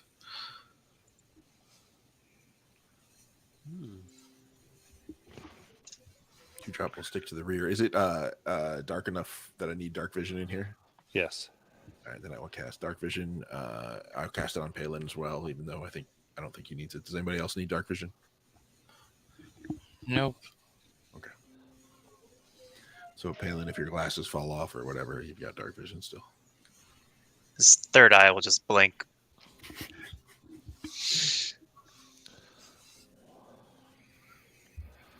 Okay.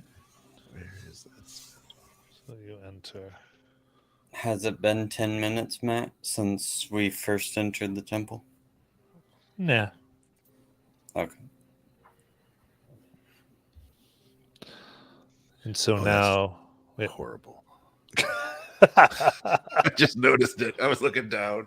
Oh, man. Just saw the set. Here we go. This is what happens when you give me drugs. Love You it. enter once more.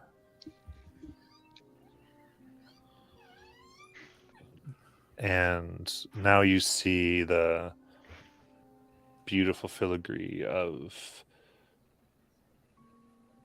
angels, celestials, devas, dragons of silver and copper all around. A beautiful testament to the glory of the platinum dragon. A large carving of his head looms in the ceiling, looking down with a expression of no passion, just judgment.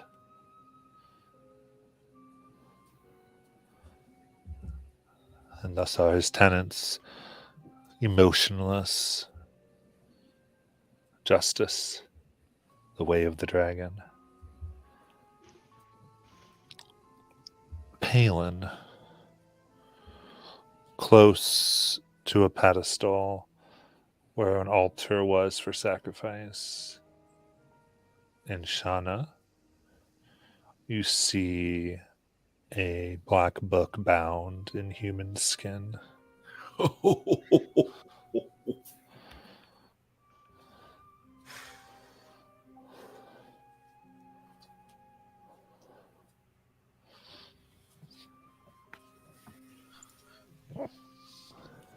Palin, do you want to go for it, or would you? I didn't want to presume, but it really seems like it's for me, right?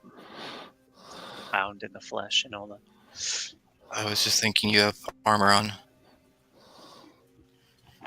Oh, do you think it's dangerous? Palin will reach out and kind of look to the group for. Hold on, how close is it to us? Like, Yeah. 5, 10, 15, 20, 25, 30, 35, 40, 45, Okay. 50. 50 feet.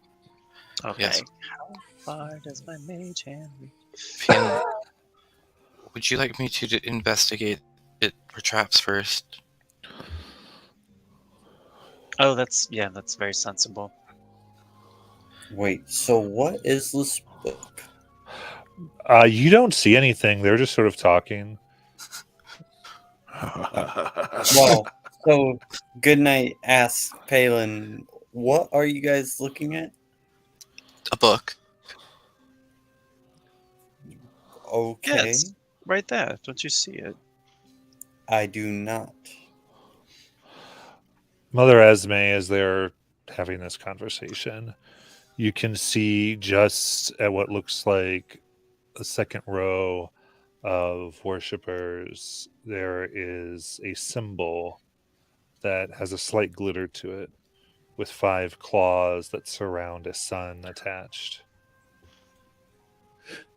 Esme immediately just moves out of the party and starts heading toward it. Okay. Esme will go up to that second row on the right. As Esme goes off, does it look like are they all kneeling towards like a central point? Or They're kneeling in different directions. It kneeling seems. okay. Yeah. Esme, where are you going? I just love this. Is she going for the book? It's No, not for her. It's for me. I'm getting the symbol. I've been needing one of these and just going to reach for it. Yeah. Oh God! Here Give we me go. a wisdom save. Let's see.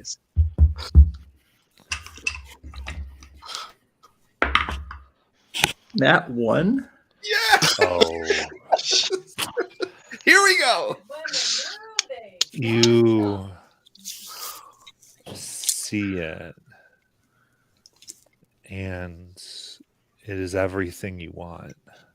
Oh no! It is the unity of Paylor and Tarkesis. You begin to hear both their voices speaking to you, words of encouragement as well as to each other. It's like angry mom and angry dad making up for their child. It is everything. You feel this welcome, the lack of the tension, and you are called to your knees. I would say, is there anything that has made, particularly, this is an effect, is there anything that particularly she does to, I want to give you a flavoring opportunity, I guess is the best way I want to say this. Well, I guess with that description, she would, with this thing in her hands, she would immediately drop down and just be very thankful. Mm-hmm.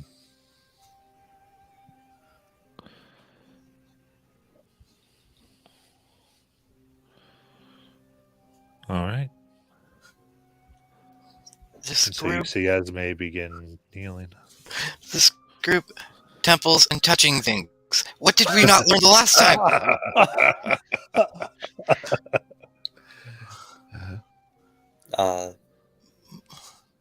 Wait, guys, please stay close. Like within 10 feet. And he wants to just reach out with the divine sense to see if he senses anything. There's 5 blips.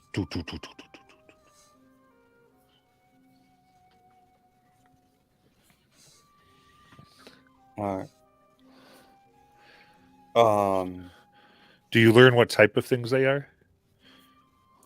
You can Until the end of your next turn, you can sense anything affected by the hollow spell or know the location of any celestial fiend undead within 60 feet. Okay. No, I do not learn what they are. I just know the location of any.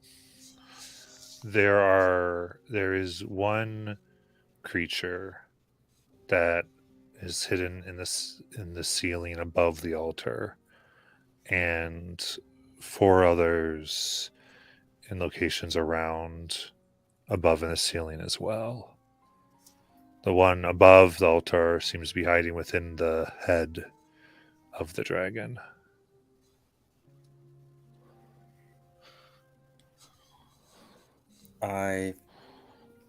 And Goodnight tells the tells the party what is and roughly points out where they're at, saying they're in the ceiling. I think they may be invisible. At this time, I do need the Initiative. wisdom save of Shauna and Palin, and we can see their precise distance from themselves in Goodnight. Let's see how that works. But 23 yeah, plus 23. plus 5 would be 28. Okay. And Palin? Nice. I got a natural. Oh, I did a wisdom check instead of a saving throw. Sorry. That's a 18 plus 5, 23. Okay. Very good.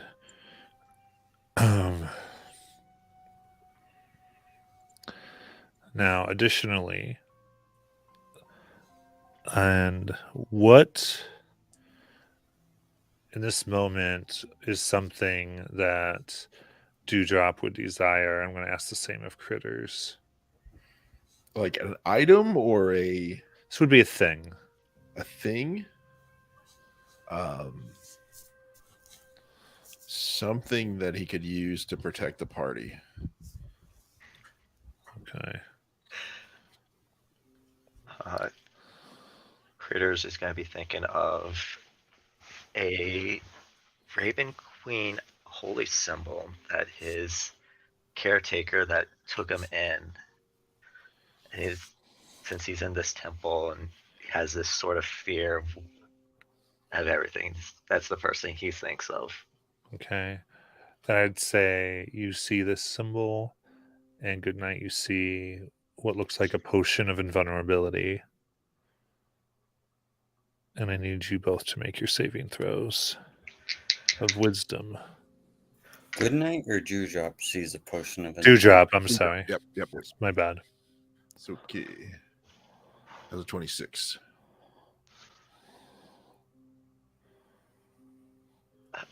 21, 26 if I'm within range of Goodnight.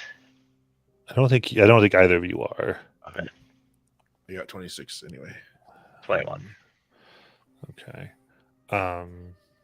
Yeah. You still see them.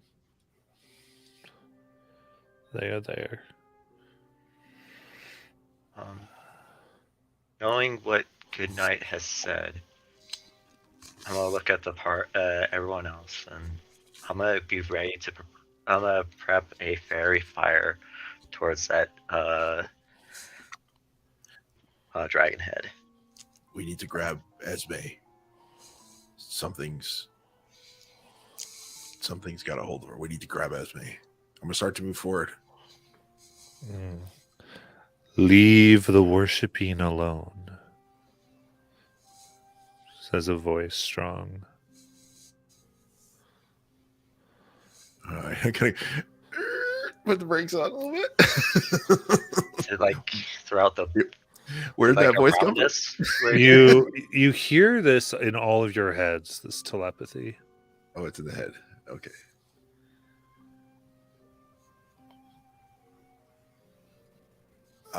She doesn't belong to you.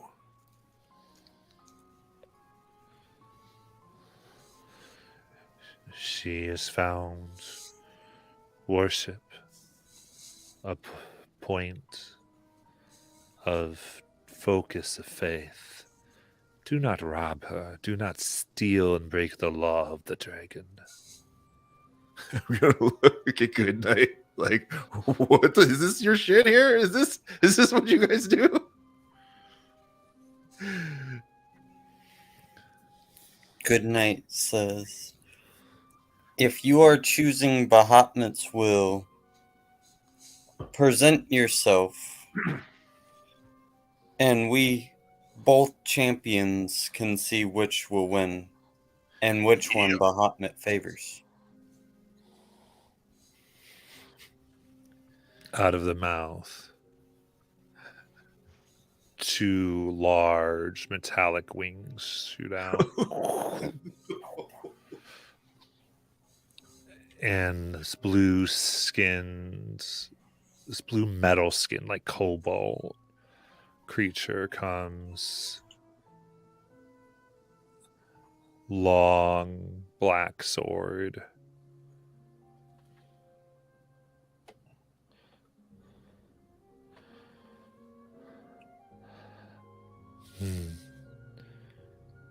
A champion of the dragon.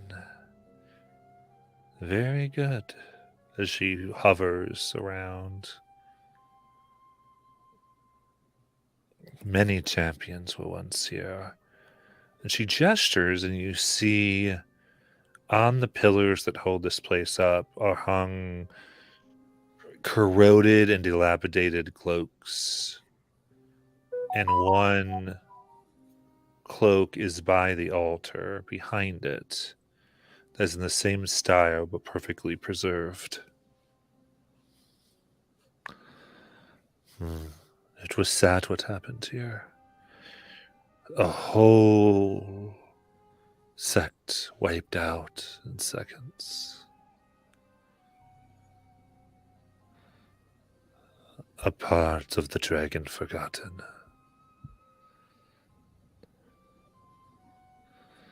The dragon shall always remember who trespass against it.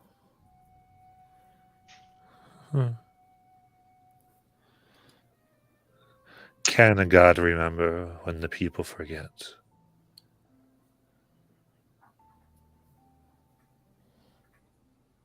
I'm sorry for intruding. Do you mean like an aspect of the Platinum Dragon? Like a... You try to understand things that are meant to be beyond mortal ken. I don't intend to be mortal forever. Reasonable question. None are exempt from his law. And what law is that?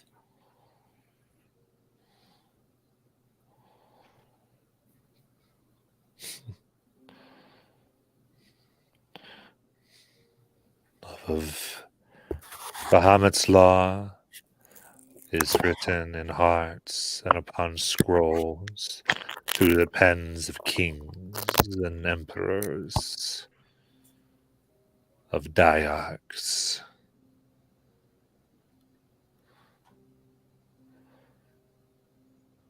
It is the rules that are forced and agreed upon. And as such rules, it is also Bahamut's rule to enforce all equally and make sure none shall escape it, even those that write it themselves. Yes. Oh. Interesting, your heart. You are different from those that have come here before. And with this, she looks down and you see clearly 3 paladins of Vasselheim that you know went missing. Oh, shit. That are sitting there. You understand a forgotten secret.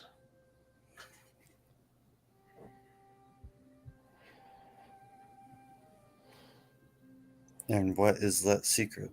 You have stated it. Ooh.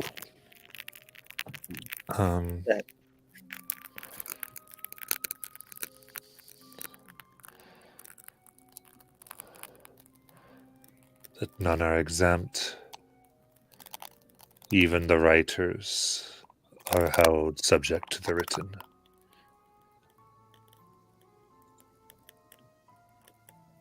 That is why I became a paladin in the first place. Is it? Tell me, do those places outside of here believe this?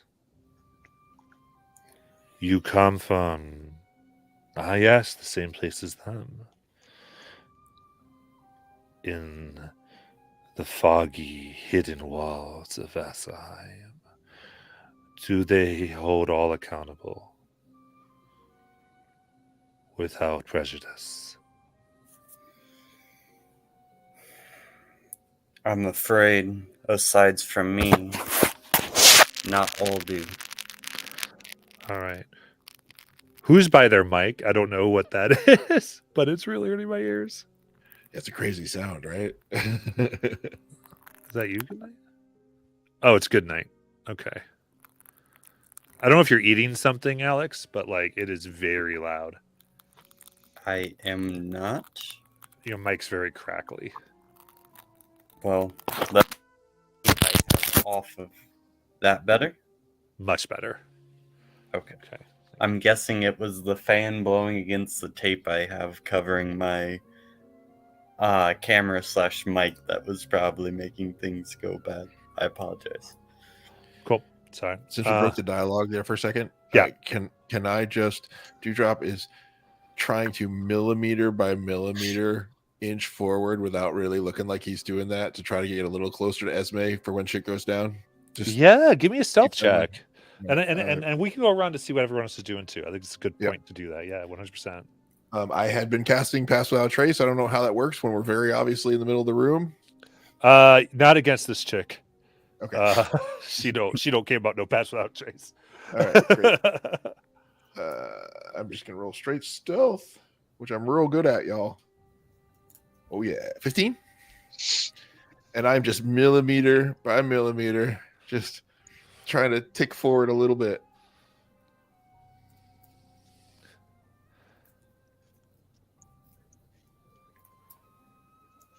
Her head slightly turns towards your location. Stop. Final warning. Yeah, I'll stop. I don't like the sound of that at all. All right. Dewdrop could have moved ahead 5 feet. I'll take it.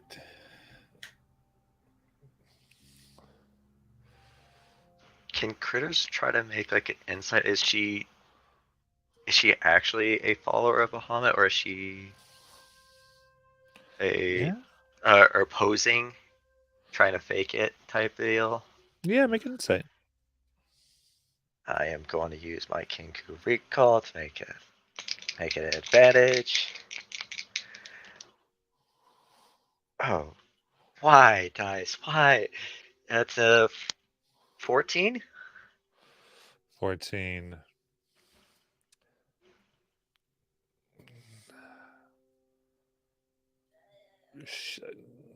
You think she believes she is?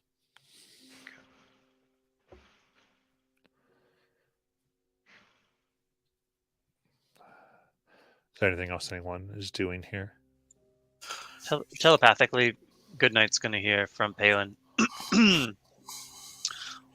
Whenever you're ready, I can help you kill her quickly. And above table, I mean I'll cast haste on you. Shauna wants to be moving a little bit to see more or less if she can tell, because since I'm invisible, she doesn't know if she can see invisibility. So she wants to test that out a little. Okay. You're going to take 5 feet. You were warned. She says, And I didn't quite expect that to happen that quickly. And give me a second while I get this going.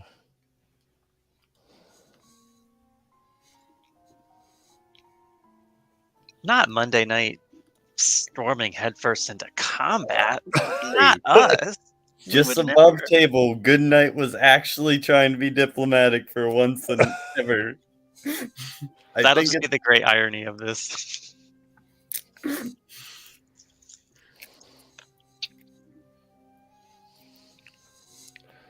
Okay.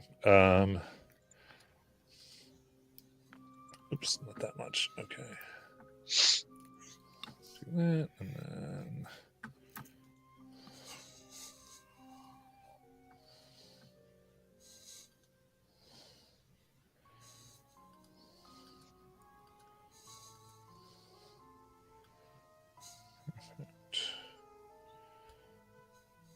all right, I told you 5 things, right? That's what I said. And Yep. perfect.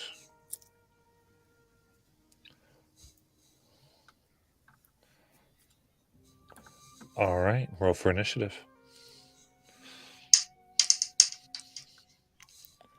I'm gonna take an inspiration. I'm also going to take one.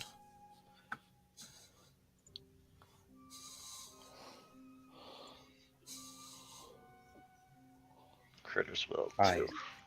I have an inspiration on my character sheet from forever ago. I don't know where I got it, but I'm burning my character sheet and stuff.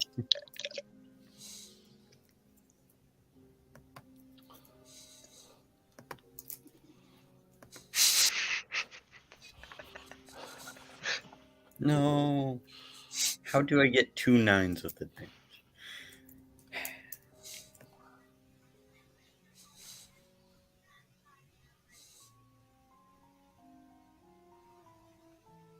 Very good. All right, so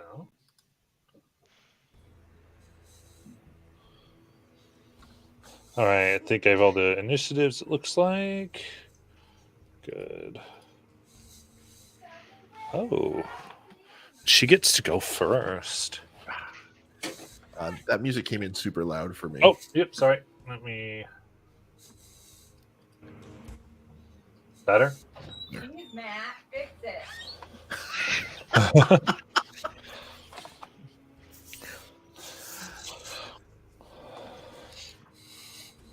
All right, so.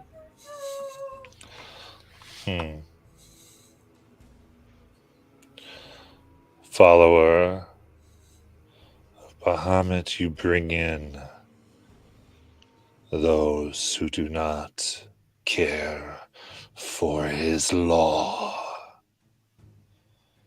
And she will fly. Her speed here is 120. So she's going to fly above Shauna 10 feet. Since Shauna moved. And she does have true sight. Damn.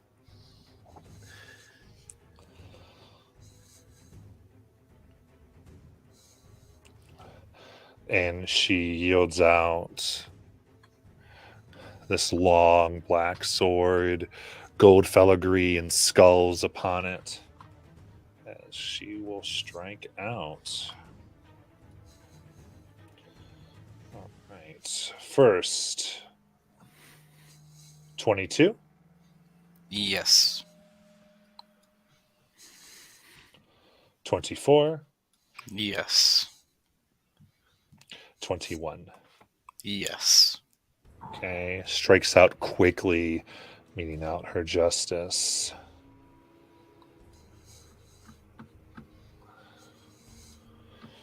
And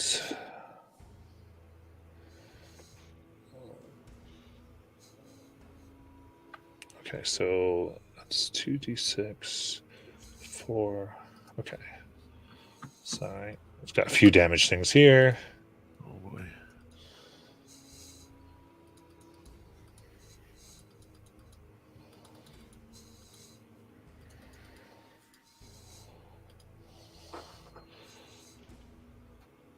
All right. Do you have any resistances going? Nope. Okay. Okay. Then she strikes swift with her sword, slashing deep through your robe into your skin, blood spewing across the temple here in anger and hatred of someone who does not care for the law that she has clearly explained for 95. Holy! Yeah, she drops. As this goes, you see holy energy through it. Good night. The same radiant power that you can go effortlessly charging through her connection. As she drops, she utters, "Mother," and falls.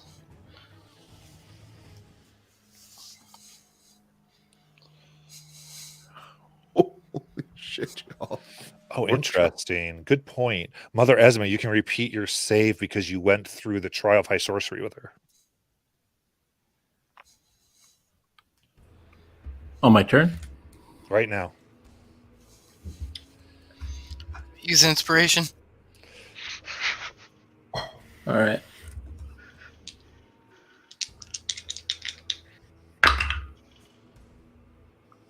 Um, 18. That is the DC. Yes. As you are brought out, you still have the symbol. Good. Yeah, the thing is real. The part of their thing, they have to offer something real for their effect to work. So it is truly there. All right. In this, I'm going to say the one that was warned was Dewdrop, so the next one wants Dewdrop as a form. This one not as large, but a secondary winged seraph comes down. On his way down. You're going to be like, no, I stopped. I totally stopped. An error of one is guilt for all. Shit.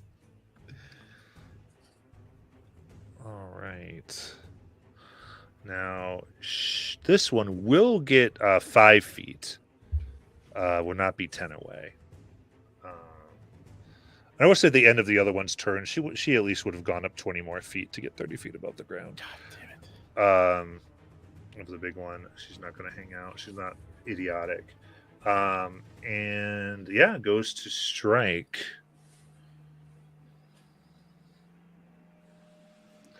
So good night. Here we go. First hit is a 9, so that will miss. And this is against. Supposed to have hit Shauna been a greater? What?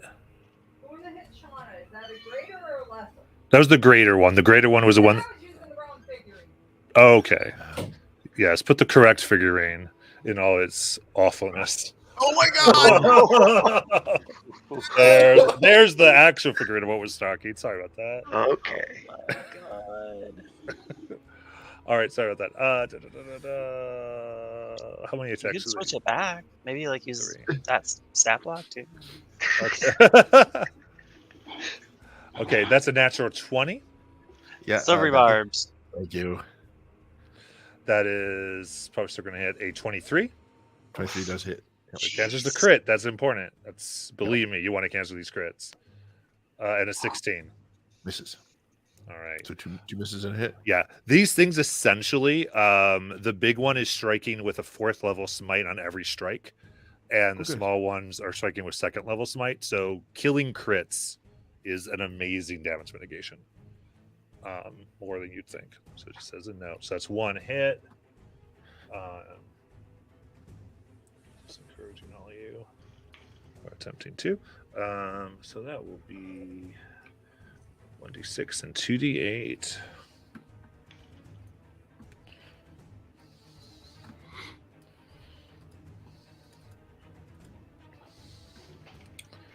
All right, so it's going to be 14 damage. Right. The 1 hit, and it will stay there. Does not actually. No, it'll go up 20 feet. It'll go up 20 feet. Yeah, but it will provoke an opportunity from Goodnight if he so desires. And for me, I have Warcaster. Yeah. Good night. You have advantage from my barbs. Because it's better to go up than to stay within melee of a party. Yeah, good thinking. Let's see. Yeah. I don't know if I said good night. I meant to jump. I keep doing this. Oh, I'm so okay. sorry. It's Right, because got you're it. next initiative, and that's where my eyes went. No, that's fine. 24 to hit. That's going to hit them, yeah. That will be 19. This is my primal savagery. Okay, so that's acid. Acid. Very good. All right, then. Good night. It is your turn.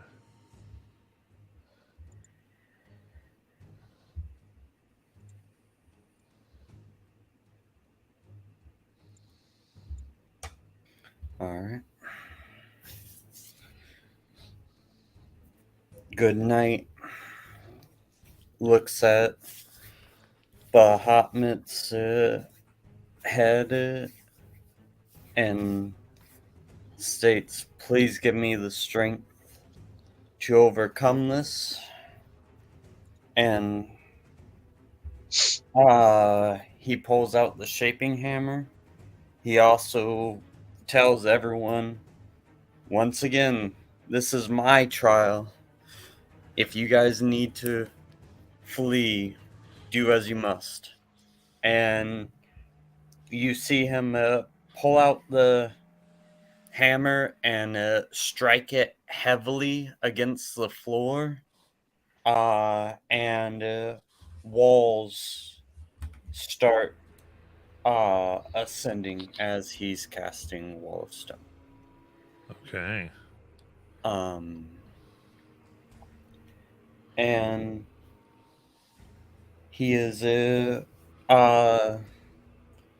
doing the 10 by 20s and essentially making it this kill box where they have to get down within height to come in and come out, and one of the ends, which is going to be away from the door, is going to be closed off, so they can only come in through the doorway, and they can just make passes through. So you're trying to get through your group? I'm keeping the group on both sides of it, so because we're in a big aisle, but I thought because of the 20 foot panels I might have enough. If I can't get Mother Esme, I obviously wouldn't close her end off then. I would close the one by the door. I don't know how far I can or can't get, but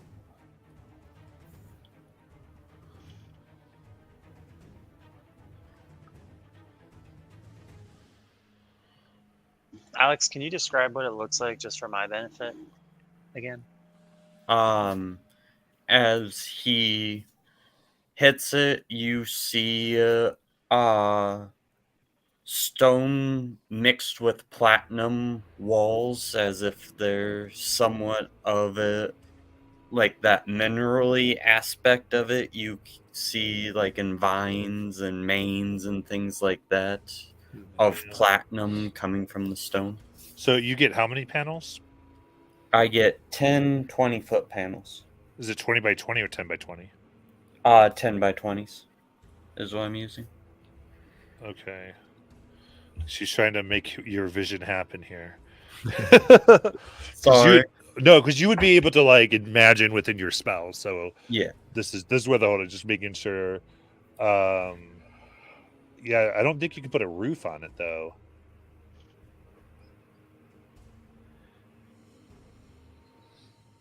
Oh no. Because that's 10 panels there.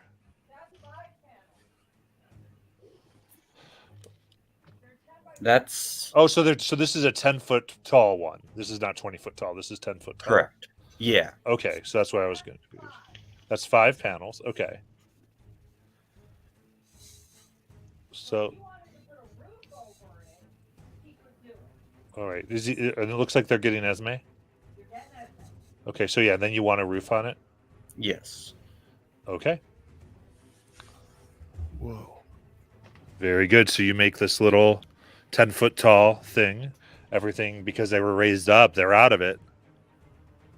And you've protected everybody.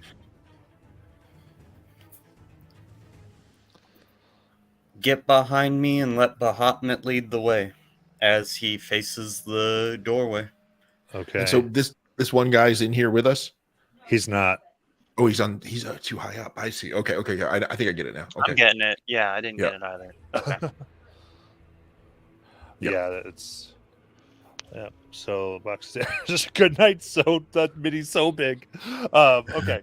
So yeah. And then do you try to go to the front of it or? I do. Okay, cool. So you try to stand there. Shauna's in front of you on the ground. I think we can allow that happen. I'm good with it.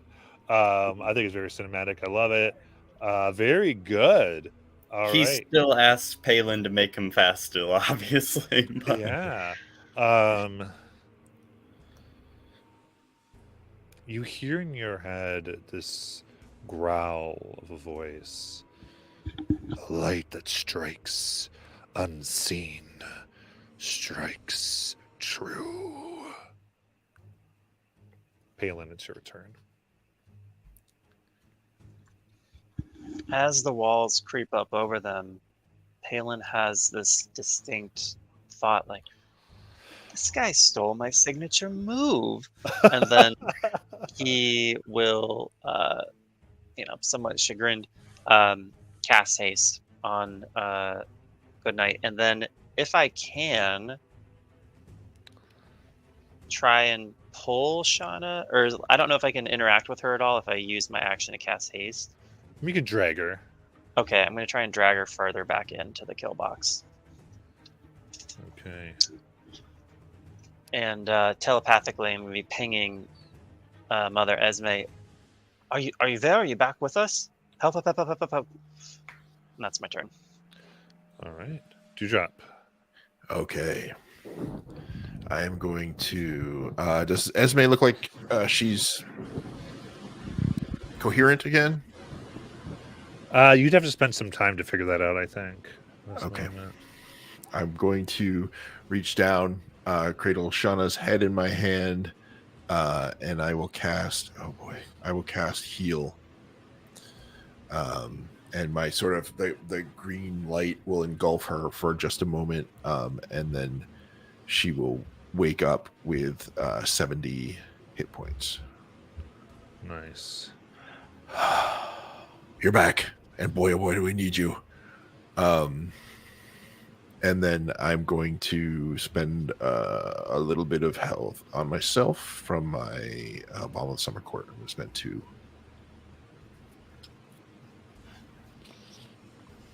Okay, very good. Cricket. Before I enter the little kill box, I'm gonna take my bow and get 2 arrows ready, and I'm gonna aim at both the wings of the greater seraph that's flying above. So you're coming out of the kill box? I'm in it. Oh, yeah. I'm not even. Oh yeah, you're right there. Okay, very cool. So I'm and bonus action, ensnaring strike. And I'm gonna fire at the wings of the greater seraph to try. Yeah, love it. Can I see the seraph from where I am, Matt, or is my line of sight broken? I don't believe you can see them now. Okay. I'm gonna use inspiration on the first hit. Oh, there we go. That's a dirty 30. Miss, no hits. Okay. And then it's a strength save of 16. Okay. Get there.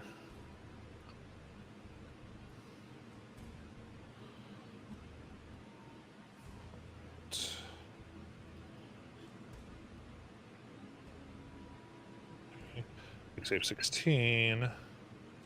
That's a natural 20.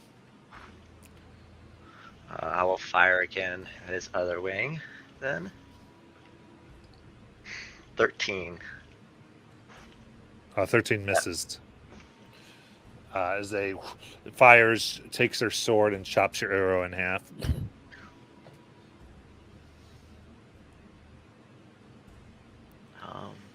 And I believe with that, I will have my. I think I can have my swarm move me still if I've missed. I'm gonna check on that.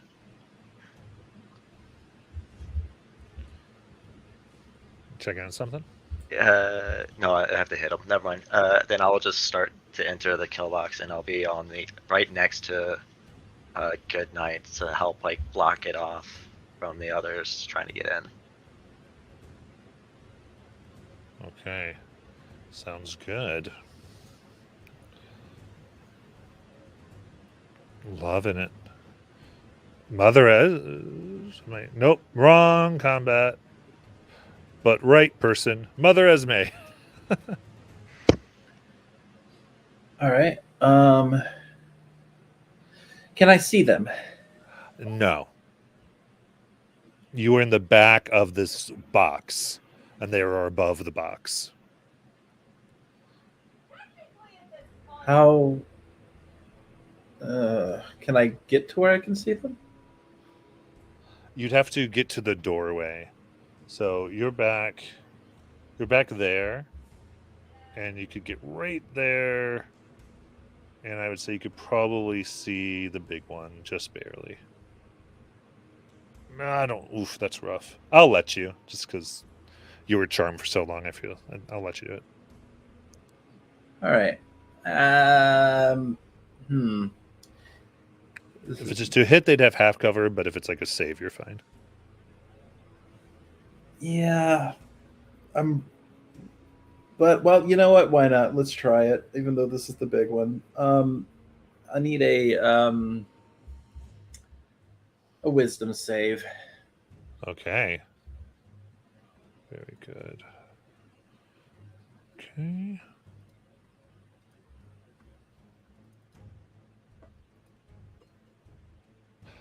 Horrible roll. That is a 12. 12. Let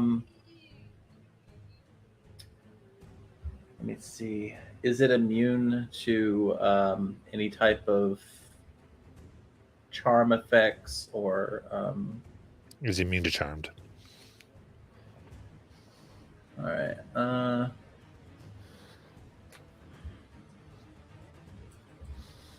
Well, I don't know if that actually matters on this one, but what spell is it? Dominate. The dominate. Dominate monster. I'm guessing from the thing. Is it from your necklace? Yeah. Okay. Thematically using her vestige is so cool in here, though. It is a charmed effect. Yeah. Okay. In the spell description, it says damage / effect charmed. All right. That's my turn. All right.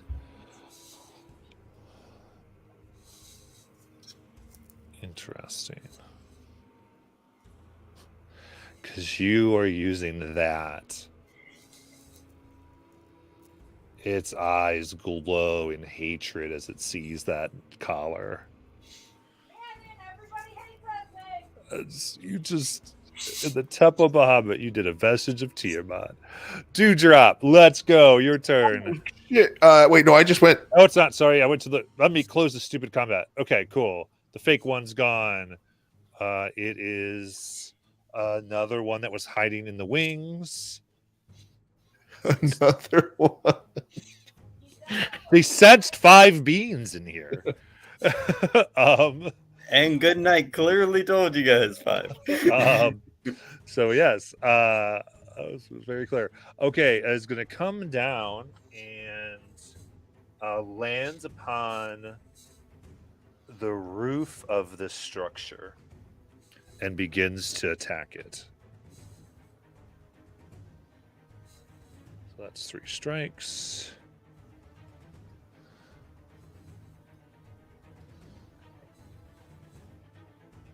That is only one hit. So that's nice.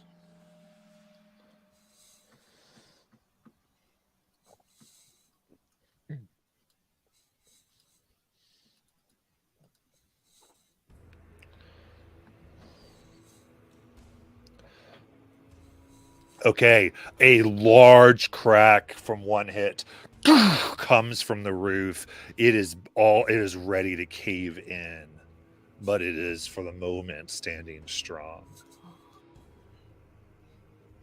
Another one comes from the ceiling to strike the same spot.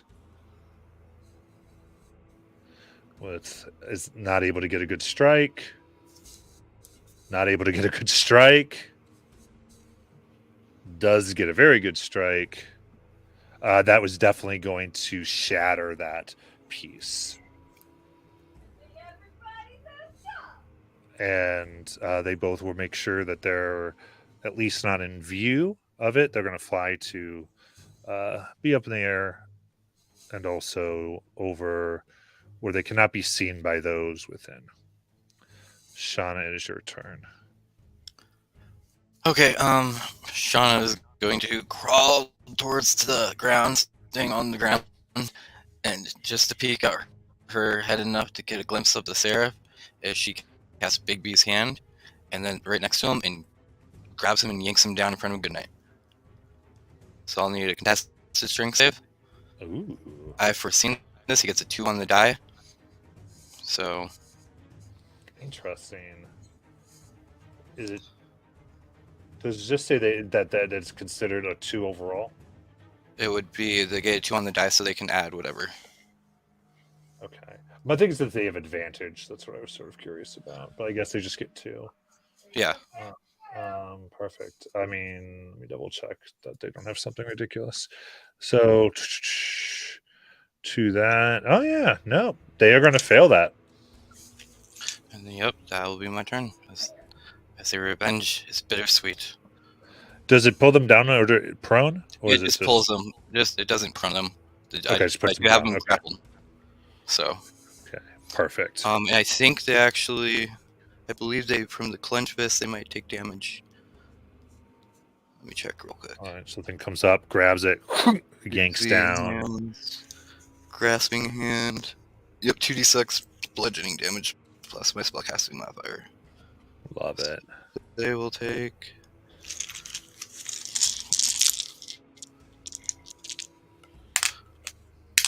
5, 1, so 6 plus, or yeah, I rolled for so 6 plus 5, 11. 11. Very good. All right. Practitioners. And the last hidden one will strike essentially above where everyone is. Comes to destroy some walls. And first we'll hit.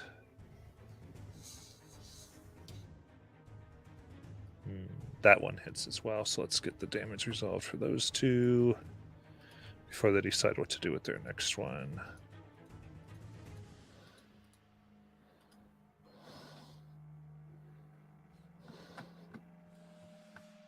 Oh yeah. The next stone thing shatters from above. And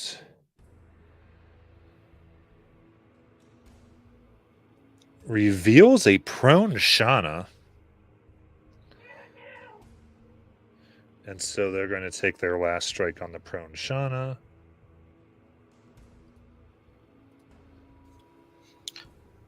I've foreseen this. They get a 3. They're going to miss the prone Shauna. And then they'll give those 4 around them an up attack as they fly back up 20 feet. All right. So not good night. Good night's too far ahead. Oh, sad face. So I get one? Just did you get one? Everyone but Critters and good night. Okay. Nice.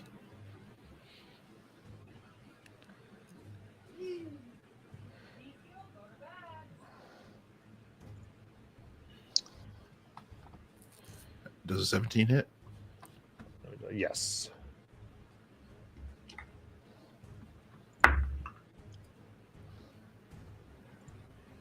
$19 acid. Nice. All right. Does a 31 hit? Of course. I love it. So I'm going to cast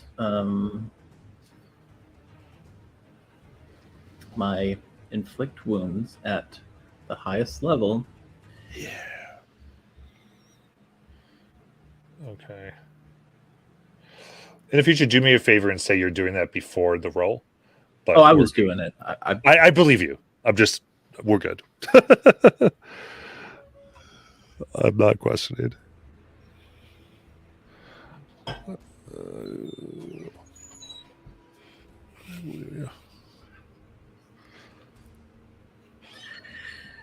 Uh, 27 necrotic. Nice.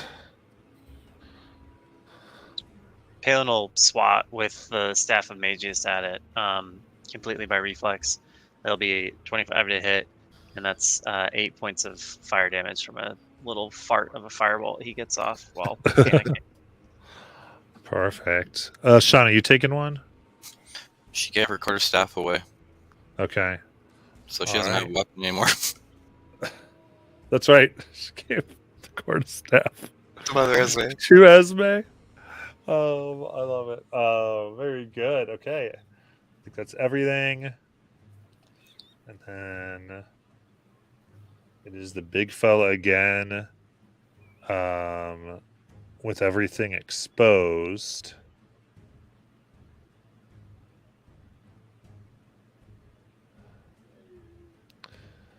Shauna's the lawbreaker. And so is Esme in her sight. So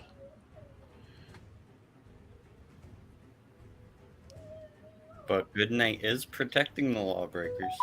yeah, but she's also quite aware of what you are. So she's going to attempt to. Actually, she's going to play the. Let me think. She's going to fly away. So attempt Big to. one? Yeah, they're grappled. Big one. Oh, that's what the grappled. I forgot. Thank you for reminding me. Yeah, then she's just going to fight some good nights, see what happens. Okay. So let's see what occurs. Let's see if this is better or worse for her.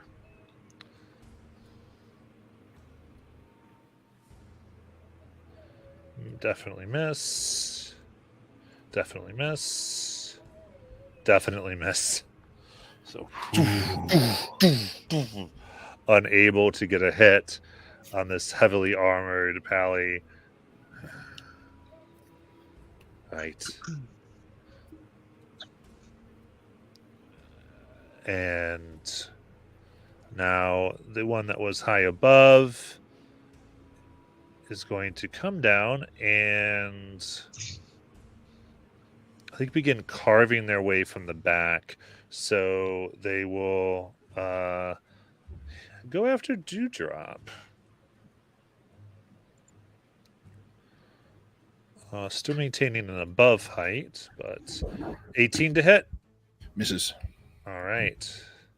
Natural 20. That hits. And 14, which are a miss. So it'll get a crit. Ooh, I'm in trouble.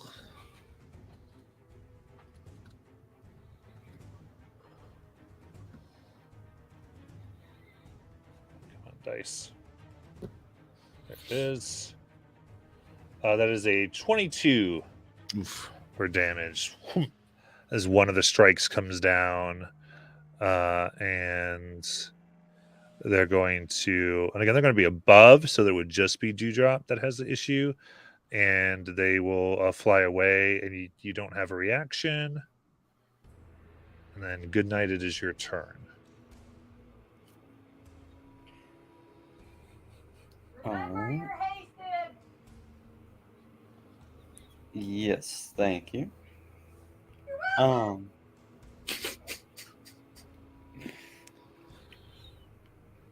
So bonus action. So what he says is, well, you feel me and my friends are the lawbreakers, but the truth is, my dear friend, you have been corrupted long ago, and it is you that Bahamut seems unfit, as he triggers his channel divinity vow of enmity. Ooh. And because you were breaking up as he goes to strike, he's going to state whatever that growly voice was trying to tell him. The sword that strikes in the shadow. Yeah. The light that strikes from the shadow strikes true. The light that strikes in the shadow strikes true as he goes to swing at it. All right. Oh! And apparently it does. 20. Nat. Nice. Even though it's probably not gonna matter, let's try a smite on it. First, last one, sadly, but that gives me 8.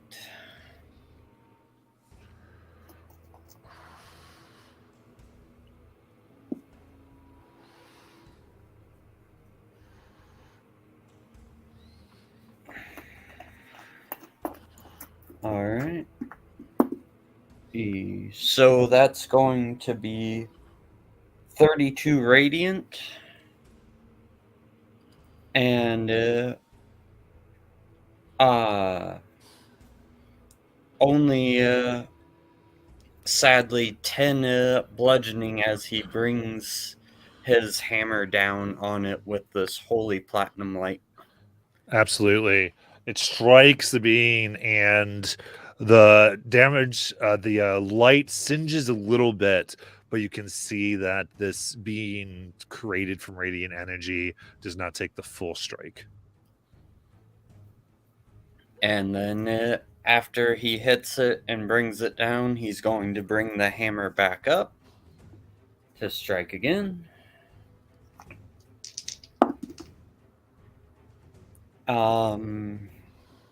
That's... I don't know what the bonus on the board is, but that's going to be at minimum of a 28 to hit. That hits. There's a +2 currently. Okay. That hits. And that will be 8 bludgeoning, and now I start getting good rolls. 8 radiant. All right, so I go down to 4 radiant. Very good. And then as he swings with the hasted, he's going to bring it back again for one final swoop at it.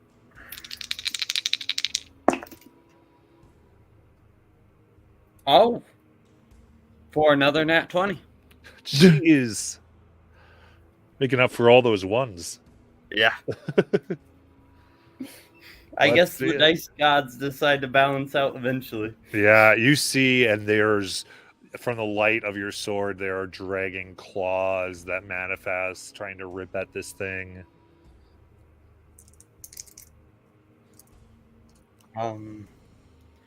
And just because I can, 3rd level smite on it. All right.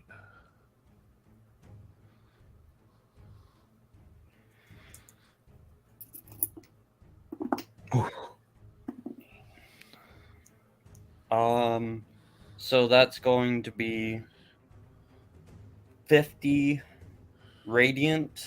All right, down to 25. And 15 bludgeoning. Nice. As the hammer just crackles with the force of the claws and the just sheer bright platinum light coming from it. And he ends his turn. Yeah, here, and you see like a draconic face ripping and clawing into this creature as you hear, "When justice is not done in the light of day, it must be restored in darkness." Palin. Did we all hear that, Matt? This new. I think this is echoing through here partially. I think this is coming from the skull, at least, or it's not this platinum skull that is above. Cool. Okay. Palin is going to, in a rare show of bravery, activate his wing boots and kick up just enough that he has line of sight on the folks outside of the walls, and he is going to kind of windmill the staff of Magius in front of him, and then vanish in a swirl of his mimic cloak, and reappear behind this one in the back left that's farthest away, and begin the first of his 5 steel wind strikes. Nice. That is a dirty 20 to hit. That will hit.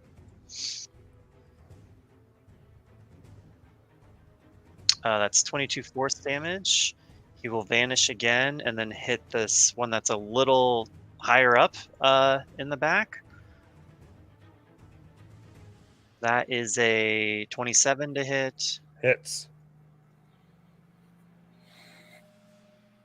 32 force damage. He'll proceed to the next one. And these brief flashes as Palin, disappears and reappears, there's this look of determination on his face because he really wants this flesh. The Necronomicon. Screw up. Yeah, he really wants a Necronomicon. That one's only a 17 to hit, Matt. That hits. Okay. Oh wow. Okay. That is 39 force damage. Nice. And he's getting closer and closer to the big scary lady. Got one more small one. That is 16 to hit. If there's any bonuses on the board. Yeah, that hits. Okay, so okay.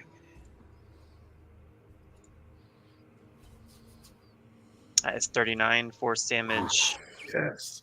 And then for his final attack, he'll appear behind the scariest lady.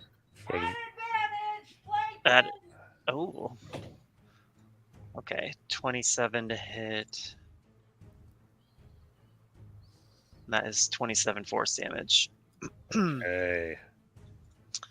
And then he will just remain there, gasping with exertion, dawning on him slowly that now he's in melee range of this terrifying woman, his favorite thing. And that'll be Palin's turn. All right, Dewdrop. Okay, can I see the one that's directly in front of me that's kind of a little bit high up but not super high up? Yeah, now that the roof's off, you can see. Okay. I will just sort of bring my hands up, point, and just gross black goo will kind of spray out of my hand toward it. It needs to make a con save, so I try to hit it with blight. Nice. 19 is what you need. Got it.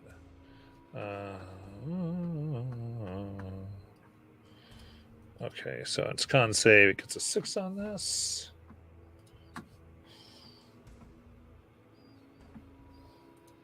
Did you say it rolled a 6? No, gets a 16. Okay, no, so it fails. Okay, we will hit it with the old blight. 37 necrotic damage. Oh, nice. And I'm gonna look out. Just give a little look. Like, does it look like that really hurt at all? Like yeah, it hurt. All right, and then I'm going to hidden step. I'm going to turn invisible. Boop, and I'm going to walk a few steps away from where I was, just so I'm not in the same spot, in case it pops in now. You got it. So I'm only invisible for whatever 6 seconds or something like that. But I was invisible until my next turn. You got it. Cricket.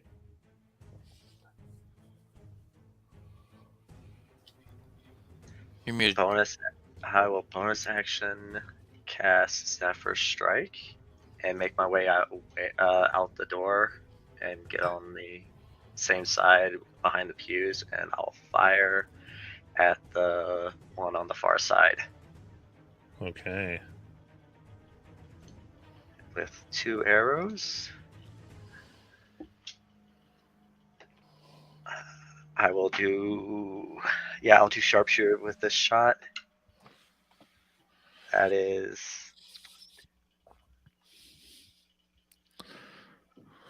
16, 18, so it'll be 13 to hit.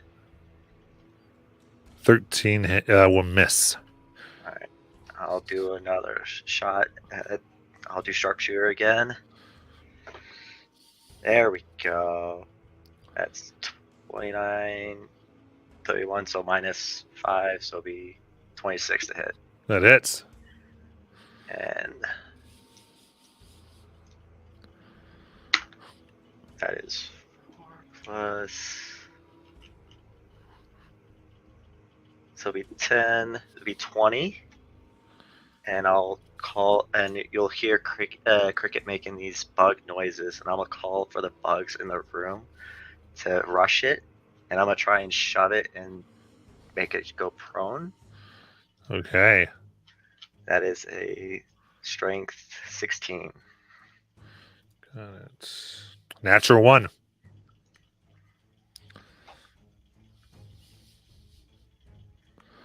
All right. So it falls to the ground prone. What's the damage? The damage was 20 total nice. on the arrow. All right. Ends up taking 4 bludgeoning. Very good. And then I guess I will work my way up that way too. Since I have an extra 30. Oh, I forgot a D8 for Zephyrs. I think this is a D8, yes. And that's another 1 point of force damage. All right. Mother Esme. I am going to attack. Okay.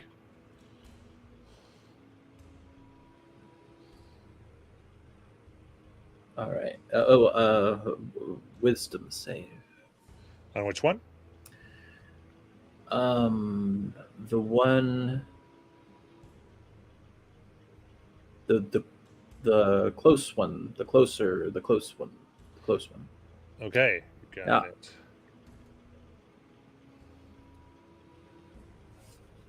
All right. That will be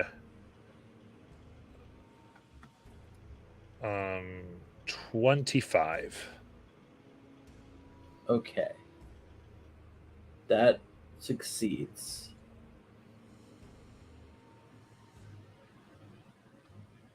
Yes, that succeeds. So, I will. Wait. Is Shauna wounded? Shauna's lying down prone. She just hasn't gotten up. She's just chilling. Okay. All right, that's my turn. You got it. Okay. We got these other two.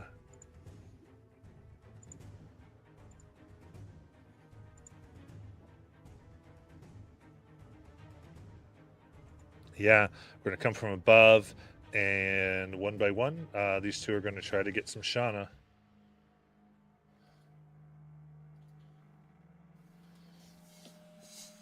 Because they're justice oriented. Miss. Natural 20. Silvery barbs. My last one. Oh god. Okay, that makes it actually double check. Oh, that makes it a miss. And last one is a miss. All right. One flies back up. And second one comes down to do their 3. That is a 25. Yeah, I'll hit. Jeez. That is a 26. Definitely. Hits, 2 hits and 24. Yep. Okay.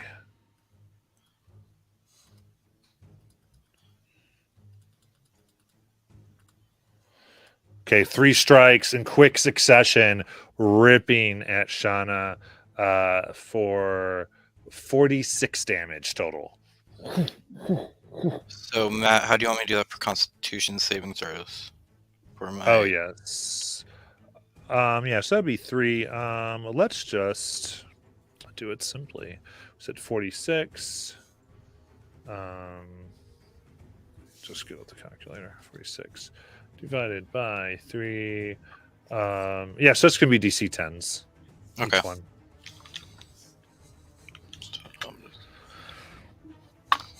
First one's a 13, second one's a 17, and third one's in 10 on the die. So we are good. Yeah, so stays up. Then Sean, it's your turn. Really hurt. She's finally... Did it fly away after it attacked me? Yeah. Okay, then I'm going to stand up now. And okay. Bigby's hand still clenching. The guy is going to take... The guy is going to take 6, 7, 8, 9, 10, 11, 12, 13 force damage. As Bigby's hands squeeze a little harder around him. Nice. And then she points her finger out and starts casting words in Zemnian, saying, you know, you shouldn't really talk about messing around with people in their own home city, as this little green thin ray comes shooting out at him. And I need a dex save. Oh. If I can see them, I'm going to use Portent to impose a natural 1. Kalen's left eye. So,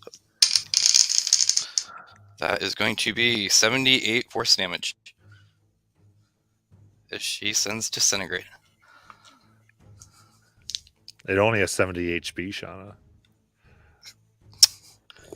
As it eyes go wide,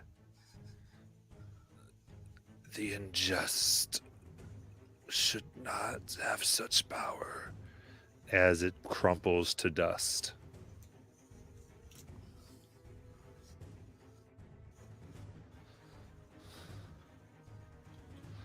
Anything else? Nope, that's her turn. Enraged, the last one is going to fly towards Shauna. Of the small guys.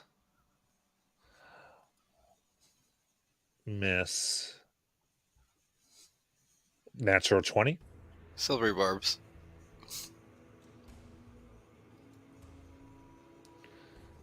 15. That's my AC. And a 16. Both hit. 2 hits.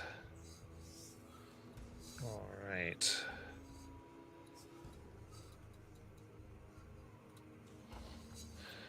So 2 strikes. 36 damage. She falls right there. after getting hit earlier. Yeah. So Bigby's hand is gone. Well, yeah, it's gone. She smiles though. Yeah. This still wins. Yeah, you left that one beam before this thing slices you down, and that is where we will end for tonight and pick up next week. So those of you watching, thank you so much. As we add you back, and see you then.